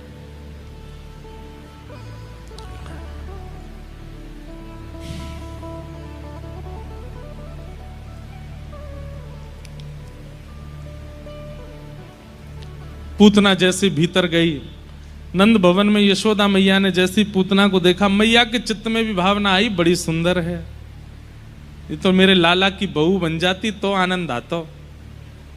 मैया बोली, ठाकुर जी गोद में लेटे हैं, 6 दिन आके हैं, मन ही मन कह रहे मैया रुक जा, दिखाऊं तेरी बहू कैसी है। अभी तेने पलस्तर देखो या को, असली चेहरा तो दिखाऊंगा मैं तो। अभी तो बाही मेकअप दिख रहा है या को, रुक जा भाई, यहाँ पे पानी डालूं मैं। यशोदा, अरे बहन तुम तो बड़ी सुंदर, कहाँ ते आई हो? बोले पास के गांव ते आई हूं। अच्छा, आपके लाला भयो आशीष देवे आई हूं, ले लो तुम्हारो ही तो लाला है, गोद में दे दियो लाला। पूतना की गोद में जैसे ही ठाकुर जी गए, ठाकुर जी ने अपने नेत्र मूंद लिए। इससे बड़ा दुर्भाग्य, मैं हर कथा में कहता हूं, इतना दुर्भाग्यशाली राक्षस कोई नहीं था जितनी दुर्भाग्यशाली पूतना थी। क्यों? इतने पास जाने के बाद भी, इतना सामिप्य मिलने के बाद भी पूतना को वह सुख नहीं मिला जो मिलना चाहिए था। ये बढ़िया बंद थे भैया, इनको बंद ही कर दो। अभी इनकी आवाज नहीं आ रही थी तो सही चल रहा था सब।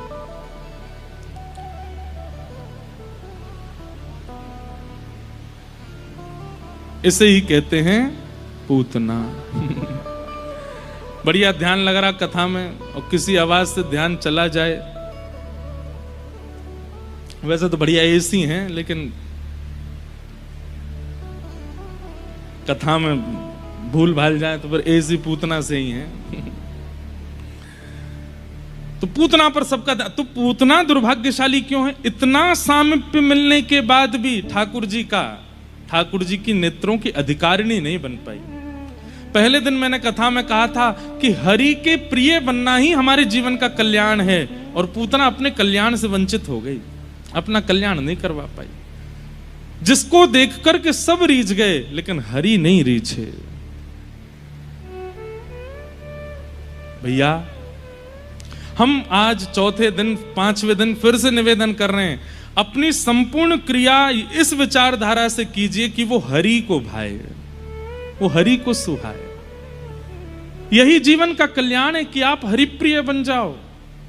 पूतना श्रृंगार करके आइए, रूप बना करके आइए, सुंदरी बन के आइए। उसका उद्देश्य क्या था? कि ब्रजवासी मुझ पर मोहित हो जाएं, यशोदा मैया मुझ पर मोहित हो जाएं, ये सब मेरे रूप को देख करके इतना विश्वास कर बैठे मुझ पे कि मुझे कोई रोके ना, सब मुझे आगे तक ले जाएं।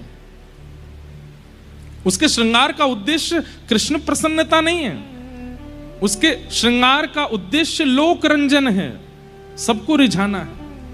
बुरा नहीं मानिएगा, मैं आजकल जो आप श्रृंगार करते हैं उस पर मेरी टिप्पणी नहीं है, आप श्रृंगार कीजिए, पर मैं जो भाव कह रहा हूं वो मानसिक स्थिति का है। मन का श्रृंगार ऐसा होना चाहिए, बाह्य श्रृंगार तो कुछ भी करो आप, मन का श्रृंगार ऐसा होना चाहिए, आपका स्वभाव का श्रृंगार, बुद्धि का श्रृंगार ऐसा होना चाहिए कि वो राधा रमण जी को भा जाए, प्रियालाल जी को भा जाए।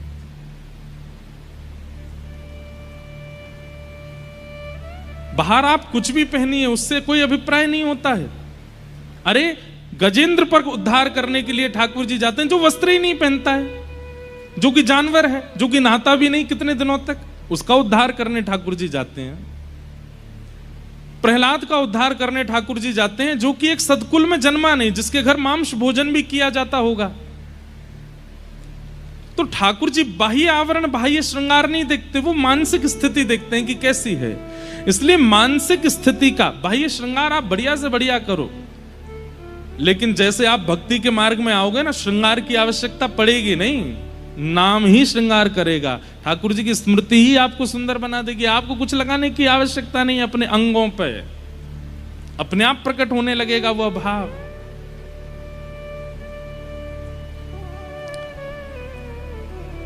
पूतना हृदय से राक्षसी है, पर सबको क्या दिखा दे आइए कि मैं तो लाला को आशीष देवे आई हूं, मैं तो यशोदा के लाला को सुख देवे आई हूं। यही ठाकुर जी को प्रिय नहीं है। जैसे ही ठाकुर जी के समीप गई, भगवान ने नेत्र बंद कर लिए। यशोदा मैया किसी कार्य से बाहर गई। अब यहां यशोदा मैया के मन का भी एक भाव समझना पड़ेगा आप लोगों को, कि हम लोगों का स्वभाव है कि हम किसी की सुंदरता पर इतना विश्वास कर लेते हैं, वस्त्र और रूप पर हमारा विश्वास बहुत जल्दी हो जाता है।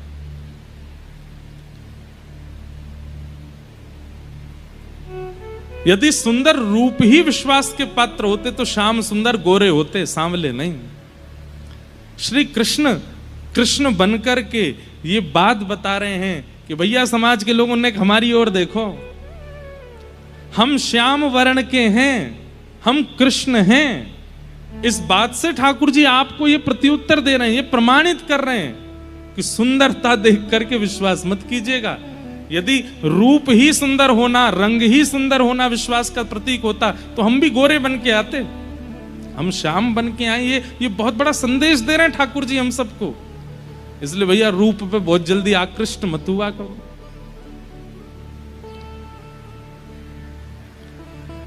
पूतना ने अपनी गोद में ठाकुर जी को लिया, अपना पयोधर जैसे ही भगवान के मुख में दिया, ठाकुर जी ने पहले उसके विष को पिया, रस तत्वों को पिया, और जैसे ही प्राण पीने लगे, प्राणै शमं रोष समन्वितो पिबत सा मुंच मुंचाल मित प्रभाषणी निष्पीड्यमाना खिल जीव वर्मणि। प्राण पीने जैसे ही प्रारंभ किए, पूतना अपने वास्तविक रूप में आने लगी। और जैसे ही पूतना अपने वास्तविक रूप में आई तो कहते हैं ठाकुर जी ने नेत्रों से हाथ हटा के नेत्र खोल के देख भी लिया, अब असली रूप में हैं। हम जैसे हैं वैसे ठाकुर जी को प्रिय हैं। किसी के अंदर काम भावना, किसी के अंदर क्रोध भावना, किसी के अंदर लोभ भावना है, छुपा करके ठाकुर जी के सन्मुख जाने की आवश्यकता नहीं है, बल्कि वहां जाकर के तो कहिए कि नाथ हम ऐसे हैं। ठाकुर जी को वो प्रिय लगता है कि कोई व्यक्ति स्वीकार्य करके आता है कि वो दोष युक्त है। एक कथा सुनिए। श्रीमद् वल्लभाचार्य जी के वंश में गोसाई श्री विठलनाथ जी, उनके पुत्र हुए श्री गोकुलनाथ जी। तो गोकुलनाथ जी रोज दीक्षा देते थे, ब्रह्म संबंध देते थे। दीक्षा देते समय उनका एक अद्भुत क्रिया करते थे। दीक्षा देने से पहले जो व्यक्ति सामने आता था उससे एक प्रश्न करते थे, क्या तुम्हारी संसार में कहीं आसक्ति है? तो कई लोग दीक्षा लेने के प्रलोभ में बोल देते थे, नहीं नहीं हमारी तो कहीं आसक्ति नहीं, जब से आपको देखा, आपके प्रवचन सुने, आपकी कथा सुनी, हमारी तो आसक्ति निकल गई। तो गोकुलनाथ जी को कोई भी ये बात कहता था कि हमारी कहीं आसक्ति नहीं, तो वो कहते फिर हम दीक्षा नहीं देंगे आपको। विचित्र बात। संसार में, धन में, पत्नी में, बच्चों में, परिवार में कहीं आसक्ति है? सामने वाला कहता नहीं है, तो गोकुलनाथ जी कहते ठीक है, तो फिर दीक्षा नहीं होगी तुम्हारी, जाओ। एक बार एक ने पूछा, बोले महाराज जी आप ये कैसी क्रिया करते हैं? आप दीक्षा देने वाले से पूछते हैं तुम्हारी संसार में कहीं आसक्ति है, और संभवतः है कि वो दीक्षा लेने आया है तो सब जगह से अपना मन हटा के आया है, और नहीं भी हटा के आया तो हटाने के लिए आया है। आप ऐसा सुनकर के उसको छोड़ क्यों देते हैं? गोकुलनाथ जी कहते भैया श्याम सुंदर तो आसक्ति के अधिकारी हैं। अगर किसी के चित्त में कभी आसक्ति किसी के प्रति हुई ही नहीं है तो वो आसक्ति कृष्ण में कैसे करेगा? और कृष्ण में आसक्ति नहीं होगी तो फिर उसको मैं दीक्षा कैसे दूं? हाँ, अगर कोई कह दे कि हाँ मेरी पहले यहां आसक्ति रही, फिर मैं उसे दीक्षा देता हूं कि चल तेरे अंदर आसक्ति का लक्षण है ना, बस वो संसार से हटा के ठाकुर जी में लगानी, आसक्ति है तो दीक्षा मिलेगी। ऐसे श्री गोकुलनाथ जी। मतलब वे कहते हैं, उनकी वाणी है, वे वाणी में कहते हैं कि अगर किसी व्यक्ति में कोई दोष है ही नहीं तो ठाकुर जी का कैसे होगा? किसी में काम नहीं है, किसी में लोभ नहीं है, किसी में आसक्ति नहीं है, तो ठाकुर जी का कैसे होगा? क्यों? क्योंकि काम, लोभ, आसक्ति आदि आदि ये जो अवगुण हैं ये संसार के प्रति होते हैं। गुरु कृपा करके इन्हीं दोषों को ठाकुर जी में लगाता है, तभी तो भक्ति में आगे बढ़ेगा। उनकी आज्ञा ऐसी है कि कोई आसक्त चित्त हो तभी वो गुरु आश्रय से ठाकुर जी में लग सकता है। दोष स्वीकारीकरण ठाकुर जी को प्रिय लगता है। पूतना का भगवान ने वध कर दिया। सब ब्रजवासी दौड़े देखवे के काजे कहा भयो, इतनी जोड़ते आवाज आई है तो देखी विशाल पूतना पड़ी है और वाक्य पयोधर के ऊपर लालजी लेटे भये हैं। ब्रजवासी ने जाकर के लाला उतारे, गौ माता के पास ले जाकर के लाला को स्नान आदि करायो। सब ब्रजवासी बड़े दुखी है गए, लेकिन लाला की प्रसन्न चित्तता देख करके सब प्रसन्न है गए। बोलो पूतना मर्दन भगवान की। 6 दिन के ठाकुर जी ने पूतना मार दी। धीमे धीमे ठाकुर जी 3 महीना के भय और 3 महीना के लाला ने सक्टासुर मार दियो। इतने असुर मारे गए, लेकिन किसी भी ब्रजवासी को यह संशय नहीं होता कि ये लाला मार रहे हो है। सब ब्रजवासी आपस में कहा चर्चा करें, अरे नंद बाबा ने इतने यज्ञ किए, इतने अनुष्ठान किए, इतने आशीर्वादन के बाद लाला भयो है। वो सब आशीर्वाद यज्ञ अनुष्ठान लाला के चारों तरफ घूमते घूमते या की रक्षा करें। कोई भी अला बला राक्षस जैसे ही लाला को स्पर्श करवे आवे तो वो यज्ञ अनुष्ठान आशीर्वाद के प्रभाव से नष्ट हो जाए। लाला थोड़ी कर पा रहे हो कछु। हाँ, यहीं से निकल जाओ, यहीं से आ जाओ। जय।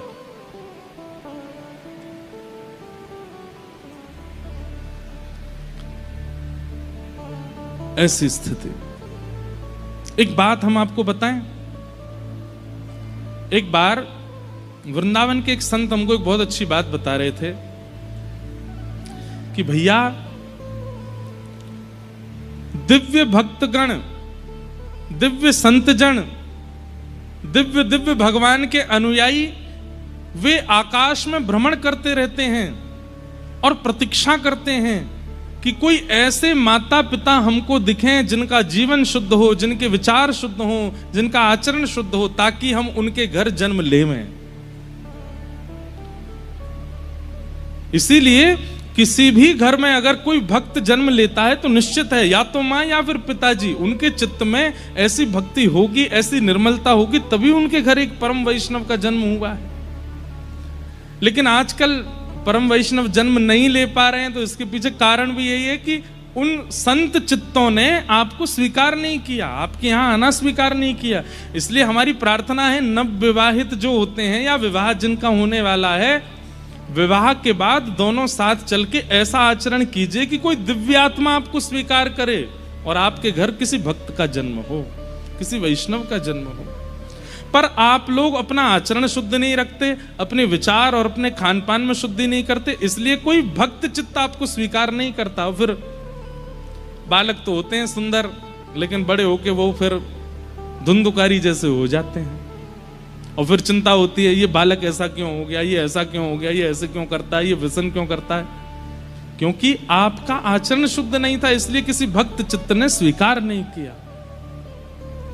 ठाकुर जी जहां जहां जन्मे हैं उन माता पिताओं का आचरण देखिए आप। भगवान जन्मे देवकी और वसुदेव के यहां, लेकिन ठाकुर जी को जितने देवकी वसुदेव प्रिय थे उतने ही नंद यशोदा का आचरण भी प्रिय है। इसलिए जन्मे भले ही वहां, लेकिन पालन करवाने के लिए नंद यशोदा के पास चले गए। इसलिए हमारी प्रार्थना है, नव युवती युवकों से विवाह हो जाने के पश्चात थोड़ा जीवन व्यवस्थित जिया कीजिए, जब तक संतान ना आवे। देखिएगा फिर संतान के रूप में कोई परिवर्तन करने वाला कोई भक्त वैष्णव ही जन्म लेगा, क्योंकि वो आपको चुनते हैं। फिर जो संसार के संसारी भोगों में संलिप्त होने वाले बालक आते हैं ना, वो आपके कर्मों से आते हैं। पर भगवत भक्त, वैष्णव भक्त, या फिर संसार में कुछ बदलाव करने वाले या संसार में कुछ विकास करने वाले बालक जन्मते हैं, वो बालक आपको चुन के आते हैं, आपके आचरणों को देख करके आते हैं। इसलिए आचरण शुद्ध रखिए। नंद यशोदा के यहां ठाकुर जी आए। 3 महीना के ठाकुर जी ने सक्टासुर का वध किया। अब ठाकुर जी 1 साल के है गए, घुटमुन घुटमुन चलना सीख गए ठाकुर जी। यशोदा मैया लाला के चरणन में नूपुर पहना देती है, और जैसे ही आज नूपुर पहनाए हैं, तो जैसे ही ठाकुर जी पहली बार नूपुर पहन करके पृथ्वी पर उतरे और जैसे ही घुटमुन घुटमुन चलने लगे, तो अपने ही नूपुरन की आवाज सुनकर के ठाकुर जी पीछे देख रहे हैं, ये आवाज कहां से आ रही है। और फिर चलते हैं, फिर चलते चलते फिर देखते हैं ये आवाज कहां से आ रही है, और यशोदा मैया इस झांकी का दर्शन कर रही है।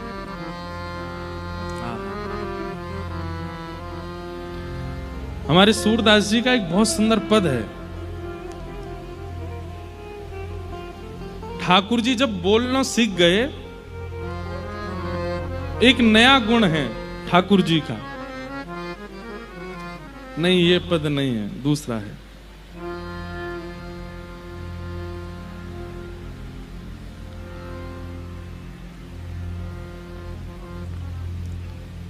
नूपुर से चलना सीख गए, धीमे धीमे ठाकुर जी बोलना सीख गए। मैया बोले, बाबा बोले, गैया बोले। सबसे पहले ठाकुर जी ने गैया बोला। सूरदास जी का इतना सुंदर पद आज सुबह ही पढ़ रहा था मैं सोचा आज सुनाएंगे सबको, कि ठाकुर जी बोलना सीख गए, और जैसे ही बोलना सीखे तो ठाकुर जी क्या करते हैं, सबका नाम गा गा करके बुलाते हैं। ठाकुर जी मैया नहीं बोलते, मैया भी गाते हैं। बाबा भी बाबा नहीं बोलते, बाबा भी गा करके बोलते हैं। दाऊ दादा के पास जाना हो तो दाऊ दादा को नाम भी गा करके बोलते हैं। हाँ हाँ,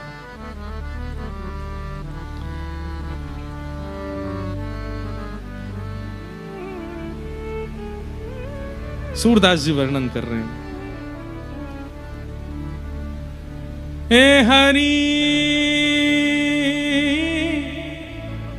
अपने आंगन कछु गावत, हे हरि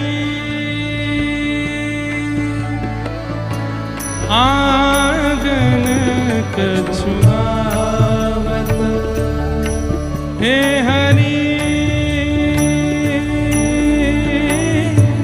अपने आंगन कछु गावत हे हरि।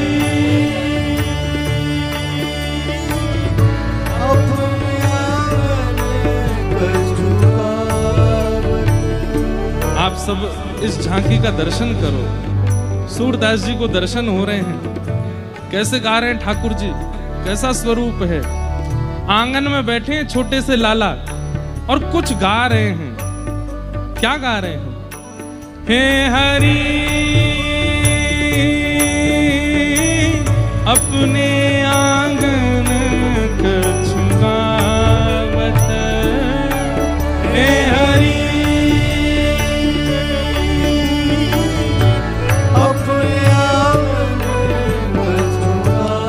तनक तनक चरणन सो नाचे, तनिक तनिक चरणन सो नाचे। मन ही मन रिझवावे, मन ही मन रिझवावे। सूरदास जी कह रहे हैं छोटे से लाला कछु गा रहे हैं और गा करके खुद ही नाच रहे हैं। यशोदा मैया कहीं काम में लगी हैं, नंद बाबा गैया चरावे गए, ताऊ दादा नंद बाबा के संग गए, अकेले ठाकुर जी अपना मन कैसे लगा रहे हैं? बोले कछु गुनगुना रहे हैं और अपनी ही धुन पे खुद ही नाच रहे हैं। हे हरि अपने आंगन कछु गावे हे हरि।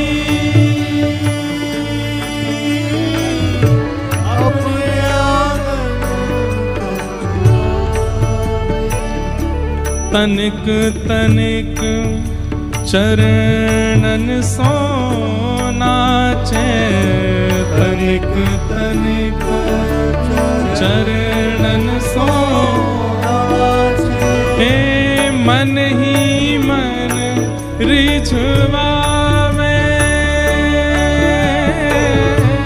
मन ही मन रिझवावे।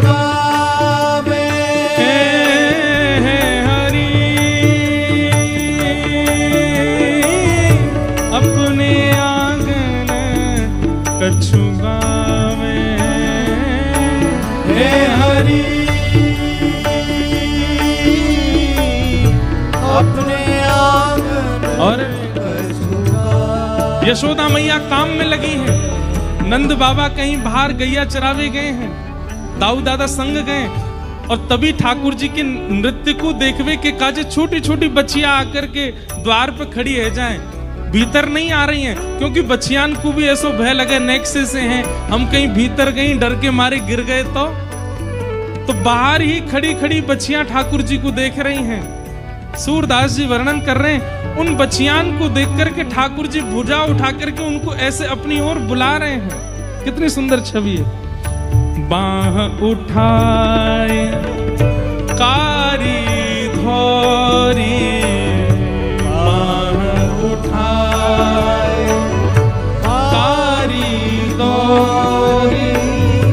बच्चियन टेर बुलावे, हाँ बच्चियन टेर बुलावे। ओ बच्चियन टेर बुलावे, बच्चियन टेर सब लोग गावे हे हरि। अपने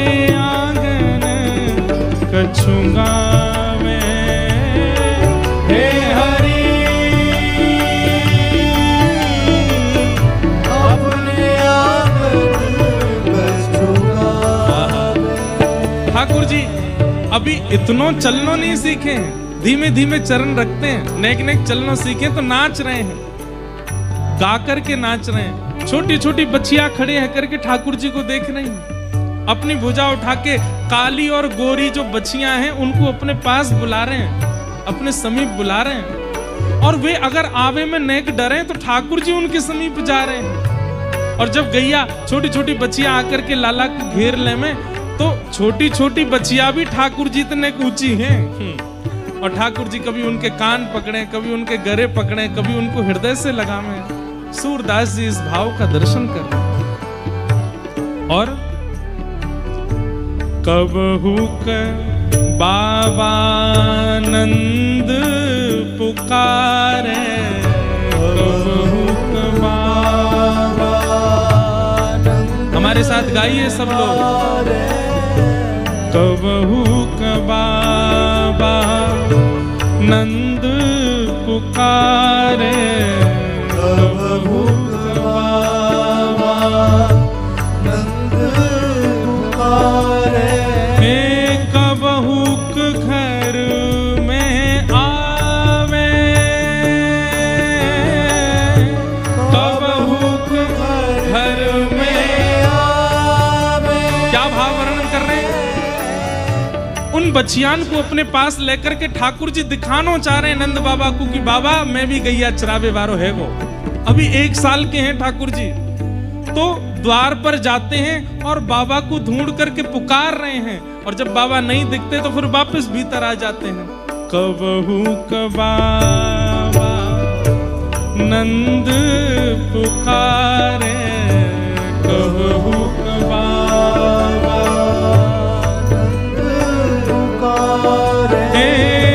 कबहू के घर में आवे, कबहू के घर में आवे। हरि अपने आंगन कछुआवे। हे हरि अपने आंगन कछुआवे। हरि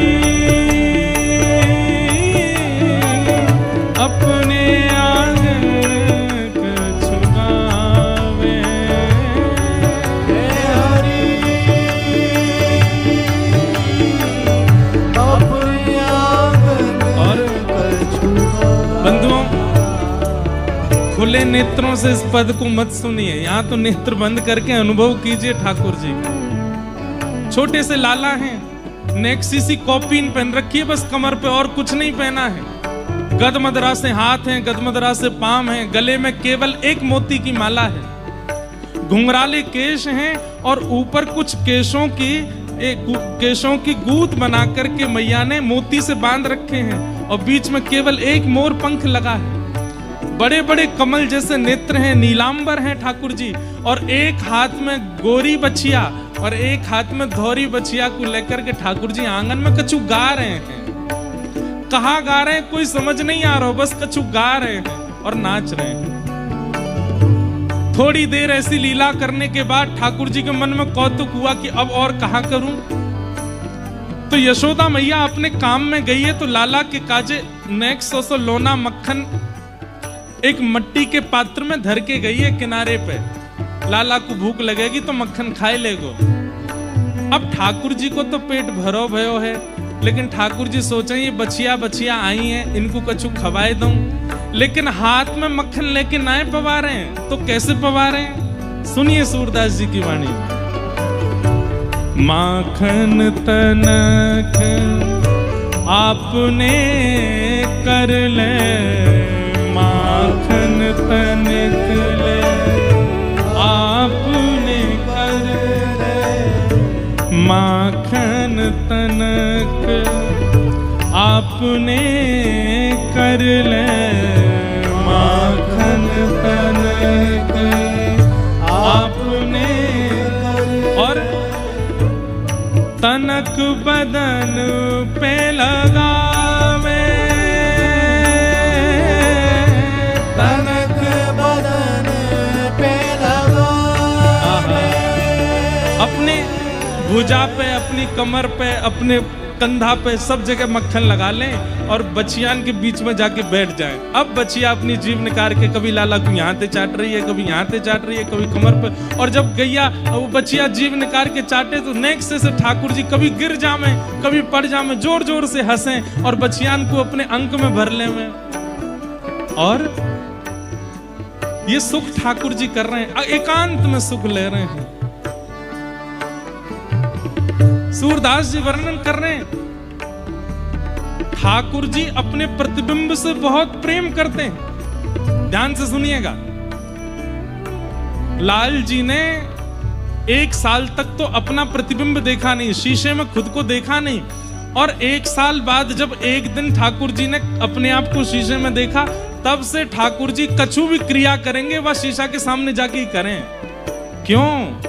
इसका प्रकट अर्थ तो यह है कि लाला अपने प्रतिबिंब को देख करके खुश है रहे है, लेकिन इसका प्रकट अर्थ यह है कि प्रतिबिंब में जो स्वरूप है वो किशोरी जी हैं, प्रतिबिंब का जो स्वरूप है वो श्री लाडली जी हैं। तो कोई भी लीला करते हैं ठाकुर जी प्रतिबिंब के सामने चले जाते हैं। आहा, दोनों बछियान को लेकर के अब ठाकुर जी वह खंभ के पास गए हैं जहां प्रतिबिंब लगो भयो है, और सूरदास जी कह रहे हैं, कबहू कचिते प्रतिबिंब खंभ में, कबहू कचिते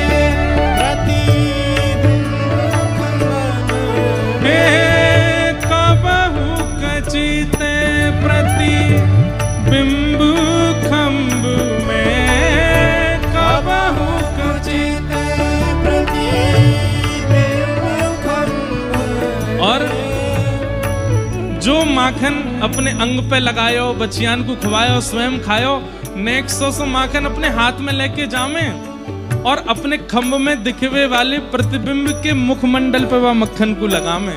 आहा, कबहू कचिते प्रतिबिंब खंभ में, कबहू कचिते प्रतिबिंब खंभ में, माखन लिए खवावे, माखन लिए खवावे, हरि अपने आंगन छुपावे, हे हरि अपने आंगन छुपावे, हे हरि अपने आंगन कछु गावे, हे हरि अपने आंगन छुपावे। और इतने में ही यशोदा जी वहां आ गई। और यशोदा जी कहा देख रही हैं? नेक्स्ट सो लाला नीचे बैठो खंबा के पास, दोनों पाम आगे करके बैठो है, और वहां दोनों बछिया भी लेटी भई हैं, दोनों उनके सिर के ऊपर गर्दन पे ऐसे हाथ डाल करके लाला अपने ही प्रतिबिंब से बात कर रहा है। अभी बोलना अच्छे से आवे ना है, बस कछु बोल रहे हैं, कहा बोल रहे हैं ये खुद को भी नहीं पता, और बछिया बड़े कान उठा करके लाला के स्वरन को सुन रही हैं। और तभी यशोदा मैया आकर के देखे तो श्री ठाकुर जी के अंग पे जगह जगह गैया ने मक्खन चाटो है, तो ऐसे लग रहे हैं जैसे शालिग्राम को इत्र लगा दिए हो, चमक रही है ठाकुर जी की भुजा, चमक रहे हैं ठाकुर जी के अंग प्रत्यंग, मुख पे नेक मक्खन लगो है, अपने मुखमंडल को देख के कछु चर्चा कर रहे हैं, और बीच बीच में कछु गान लगे।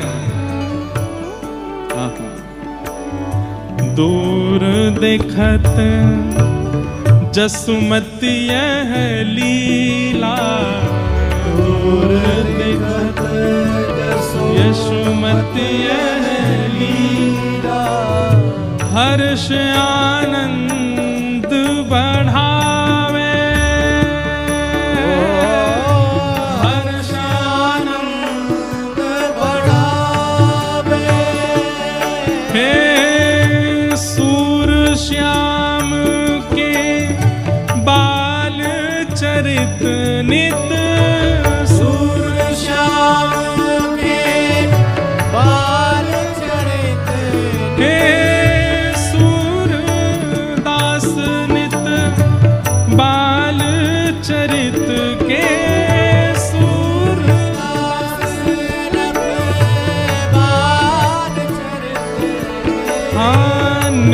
ही देखत भावे, नित ही देखत भावे। हे हरि अपने आंगन कछु गावे, हे हरि अपने आंगन कछु गावे। हे हरि अपने आंगन कछु गावे, हे हरि अपने आंगन कछु बाह उठाए कारी धौरी, बाह उठाए कारी धौरी। हे गैयन तेर बुलावे, गैया तेरे बुलावे। ओ बछिया टेर बुलावे,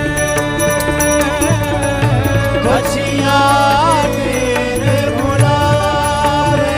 हे हरि अपने आंगन कछु गावे, हे हरि अपने आंगन कछु गावे। हरि अपने आंगन कछु गावे, हे हरि बोल बाल कृष्ण लाल की, नंद के लाला की, यशोदानंदन भगवान की जय जय श्री राम।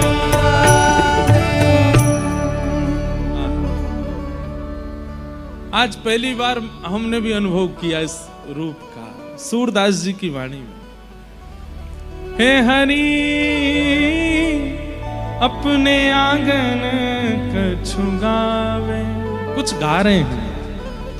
तनक तनक चरणन सो नाचे, मन ही मन रिझवावे। मतलब छोटे छोटे चरणों से नाच रहे हैं गा करके, और खुद ही खुद पे प्रसन्न हो रहे हैं। मन ही मन रिझवावे, कोई और प्रशंसा करे उसकी अभी अब कामना नहीं है, खुद ही खुश हो रहे हैं अपने आप ही।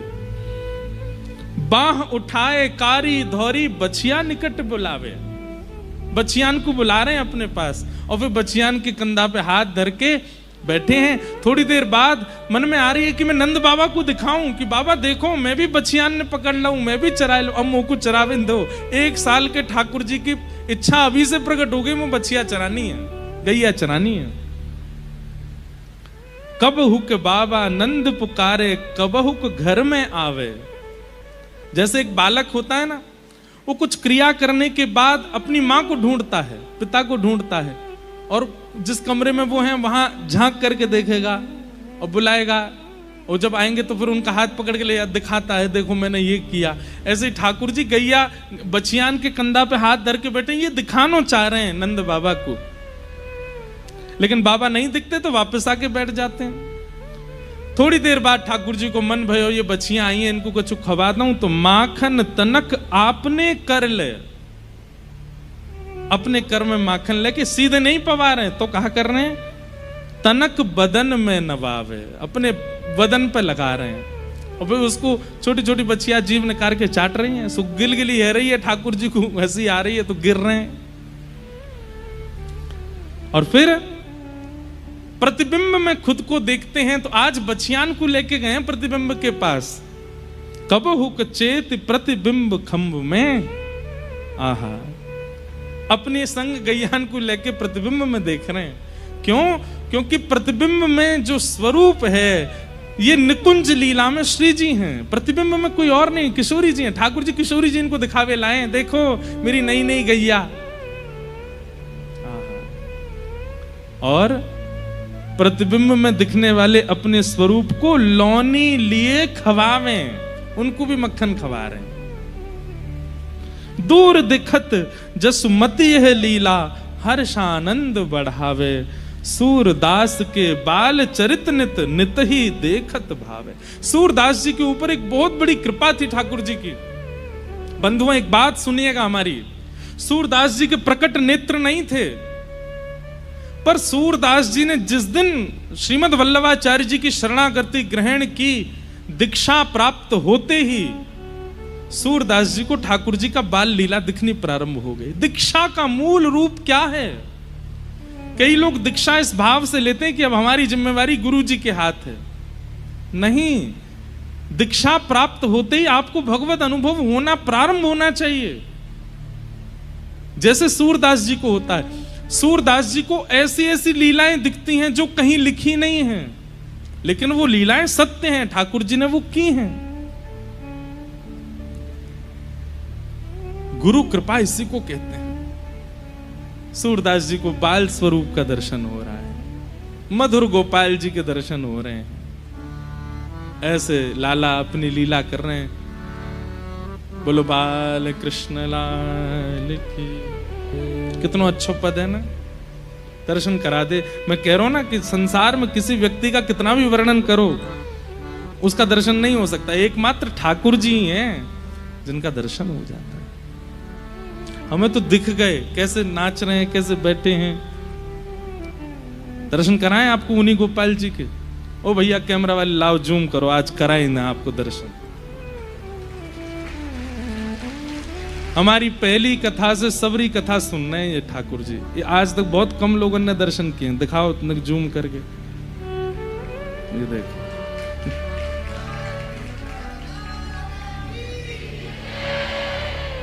कैसे नीले से ठाकुर जी, ये यशोदा के लाला। अच्छा, आप लोग चाहे उबासी लो, आप लोग चाहे फोन पे बात करो, चाहे सुनो मत सुनो, पर ये ऐसे मुस्कुरा के सुनते रहते हैं, पूरी कथा ऐसे सुनते रहते हैं। आज हमने पहली बार दर्शन कराए इनकी कथा में, हर कथा में विराजते।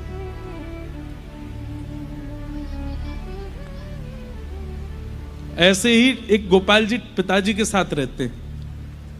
1500 कथाएं सुन चुके पिताजी की, सारी कथा सुनते हैं। जब हमने कथा करना प्रारंभ किया तो पिताजी की एक शिष्या हैं जिन्होंने पिताजी को गोपाल जी दिए थे स्वरूप, उन्होंने ये स्वरूप फिर हमको दिया। बोले अब आपकी कथा ये सुनेंगे। मैंने कहा जी। तो जब भी बाल लीला का वर्णन आता है तो इनकी 2 दतुइयां दिखती हैं और नंग धरंग हैं, वस्त्र नहीं पहन रखे इनने। आज हरी देखे नंगम नंगा, केवल मोतीन से ढके हुए हैं और कुछ नहीं। ऐसे ही गोपाल जी। कृष्ण अद्भुत हैं बंधुओं, सबके समझ में, सबके चित्त में आने वाले नहीं हैं, और अगर आ जाएं तो जाने वाले नहीं। सूरदास जी पर कितनी कृपा है, कैसी कैसी लीलाएं दिखती हैं सूरदास जी की। ठाकुर जी 1 साल के हो गए, नेक चलन लगे हैं, नेक नेक तुतला के बोलन लगे हैं।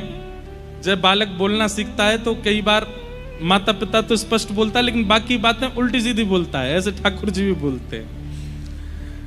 सब आनंद में हैं। तभी गर्गाचार्य जी महाराज आए। 1 साल के लाला है गए, अभी तक नामकरण संस्कार नहीं भयो ठाकुर जी को। पूरी दुनिया में कछु दिना पहले हल्ला भयो कि ठाकुर जी को नाम कहा धरो, मैया की गोद में जाते ही लाला को कहा नाम से पुकारो। अरे ठाकुर जी का नाम ही 1 साल बाद रखा गया, 1 साल तक तो नाम ही नहीं रखा गया ठाकुर जी का। मैया नीलमणि कह करके पुकारती है ठाकुर जी को। गर्गाचार्य जी महाराज आए, सबसे पहले नामकरण बलभद्र जी का किया। अयम ही रोहिणी पुत्रो रमयन सुहृदो गुणै आख्यास्यते राम इति बलादिक्यात् बलम विदु। आपके इस बालक का नाम मैं बलराम रखता हूं। राम रखा वैसे तो नाम, लेकिन बल की अधिकता होने के कारण इसको सब बलराम कह करके पुकारेंगे। वास्तव में बलराम जी का असली नाम राम है, राम ही नाम है। जो सबके हृदय में रमण करे वो राम, पर बल की अधिकता के कारण बलराम। छोटे लाला पे जैसे ही दृष्टि पड़ी गर्गाचार्य जी की दृष्टि, गर्गाचार्य जी हैं, उनके नेत्रों से सब दिख जाता है। जैसे ही लाला को देखा, देखते ही उनको तो शंख चक्र गदा पद्मधारी शेष नाग पर बैठे नारायण दिख गए। उनकी तो आंखें खुली रह गई, मुंह खुला रह गया। बोले ये कोई बालक नहीं है, ये तो परमात्मा है। तुरंत ठाकुर जी ने एक झलक दिखा करके इशारा किया, बताना नहीं मैया को हम कौन हैं। तो उन्होंने केवल इतना कहा, मैया आपकी गोद में जो लाला बैठा है ना, नारायण समो गुणई, इस बालक में नारायण जैसे थोड़े थोड़े गुण हैं। अगर ये कभी कोई लीला करे, कभी कोई अद्भुत क्रिया करे तो इस पर संशय मत कर, इसमें ठाकुर जी जैसे गुण हैं। मैया ने तुरंत कान पकड़ो, दोबारा बोलियो कहा या मैं, नहीं नहीं मैया आपका लाला है। बोले हाँ, ये भगवान भगवान मत बनाओ या अभी ते मेरो लाला ही है ये, या को नामकरण तो करो। बोले मैया इसके बहुत नाम है, कर्म और गुणों के अनुसार इसके अनेक नाम होंगे। अरे कहां तक कहें, कालांतर में आपके बालक के ऊपर सहस्र नाम भी लिखा जाएगा। मैया ने फिरते कान पकड़े ठाकुर जी के, बोले तुम जितनी या की प्रशंसा करोगे मैं उतनो या को कान दबाऊंगी। ये मेरो लाला ही है, या को परमात्मा मत बनाओ। हाँ मैया नहीं बनेंगे, एक ही नाम, एक नाम धरो लाला को। बोले मैया आसन वर्णास्त्रयो ह्यास्य गुह्यतो नुयुगम तनु शुक्ले रक्तस तथा पीत इदानीम कृष्णताम गतः। आपका ये बालक कभी श्वेत वर्ण का था, कभी पीत वर्ण का था, कभी रक्त वर्ण का था। श्वेत वर्ण कौन है? भगवान का हंसा अवतार। पीत वर्ण के कौन है? ठाकुर जी का नृसिंह अवतार। ठाकुर जी पीत वर्ण के आए। रक्त वर्ण कौन है? परशुराम अवतार। वो 24 घंटा क्रोध में ही रहते, लाल ही बने रहते, रक्त वर्ण। आपका बालक इस बार कृष्ण वर्ण में आया। कृष्ण माने श्याम वर्ण में आया है, इसलिए मैं इसका नाम कृष्ण रखता हूं। बोलो बाल कृष्ण लाल की। गर्गाचार्य जी ने नामकरण कर दिया और लाला को नाम है गयो कृष्ण। ठाकुर जी का नाम कृष्ण हो गया। अब तो जैसे ही नामकरण भयो है, जैसे मानो कोई चाबी वाले गुड्डा की चाबी घुमा दी हो, ऐसे ठाकुर जी की चाबी घूम गई। अब तो जैसे मानो हाथन में वो स्प्रिंग आ गई है, पामन में वो स्प्रिंग, ऐसे कूदे, ऐसा उधम मचामे जिसकी कोई सीमा। चौकड़ी मार के भागते हैं। चौकड़ी किसको कहते हैं? कईयों के बच्चे वो इतने एक्टिव होते हैं, गोदी से उठे और फिर पता ही नहीं चली कहां गए। ऐसे हैं ठाकुर जी।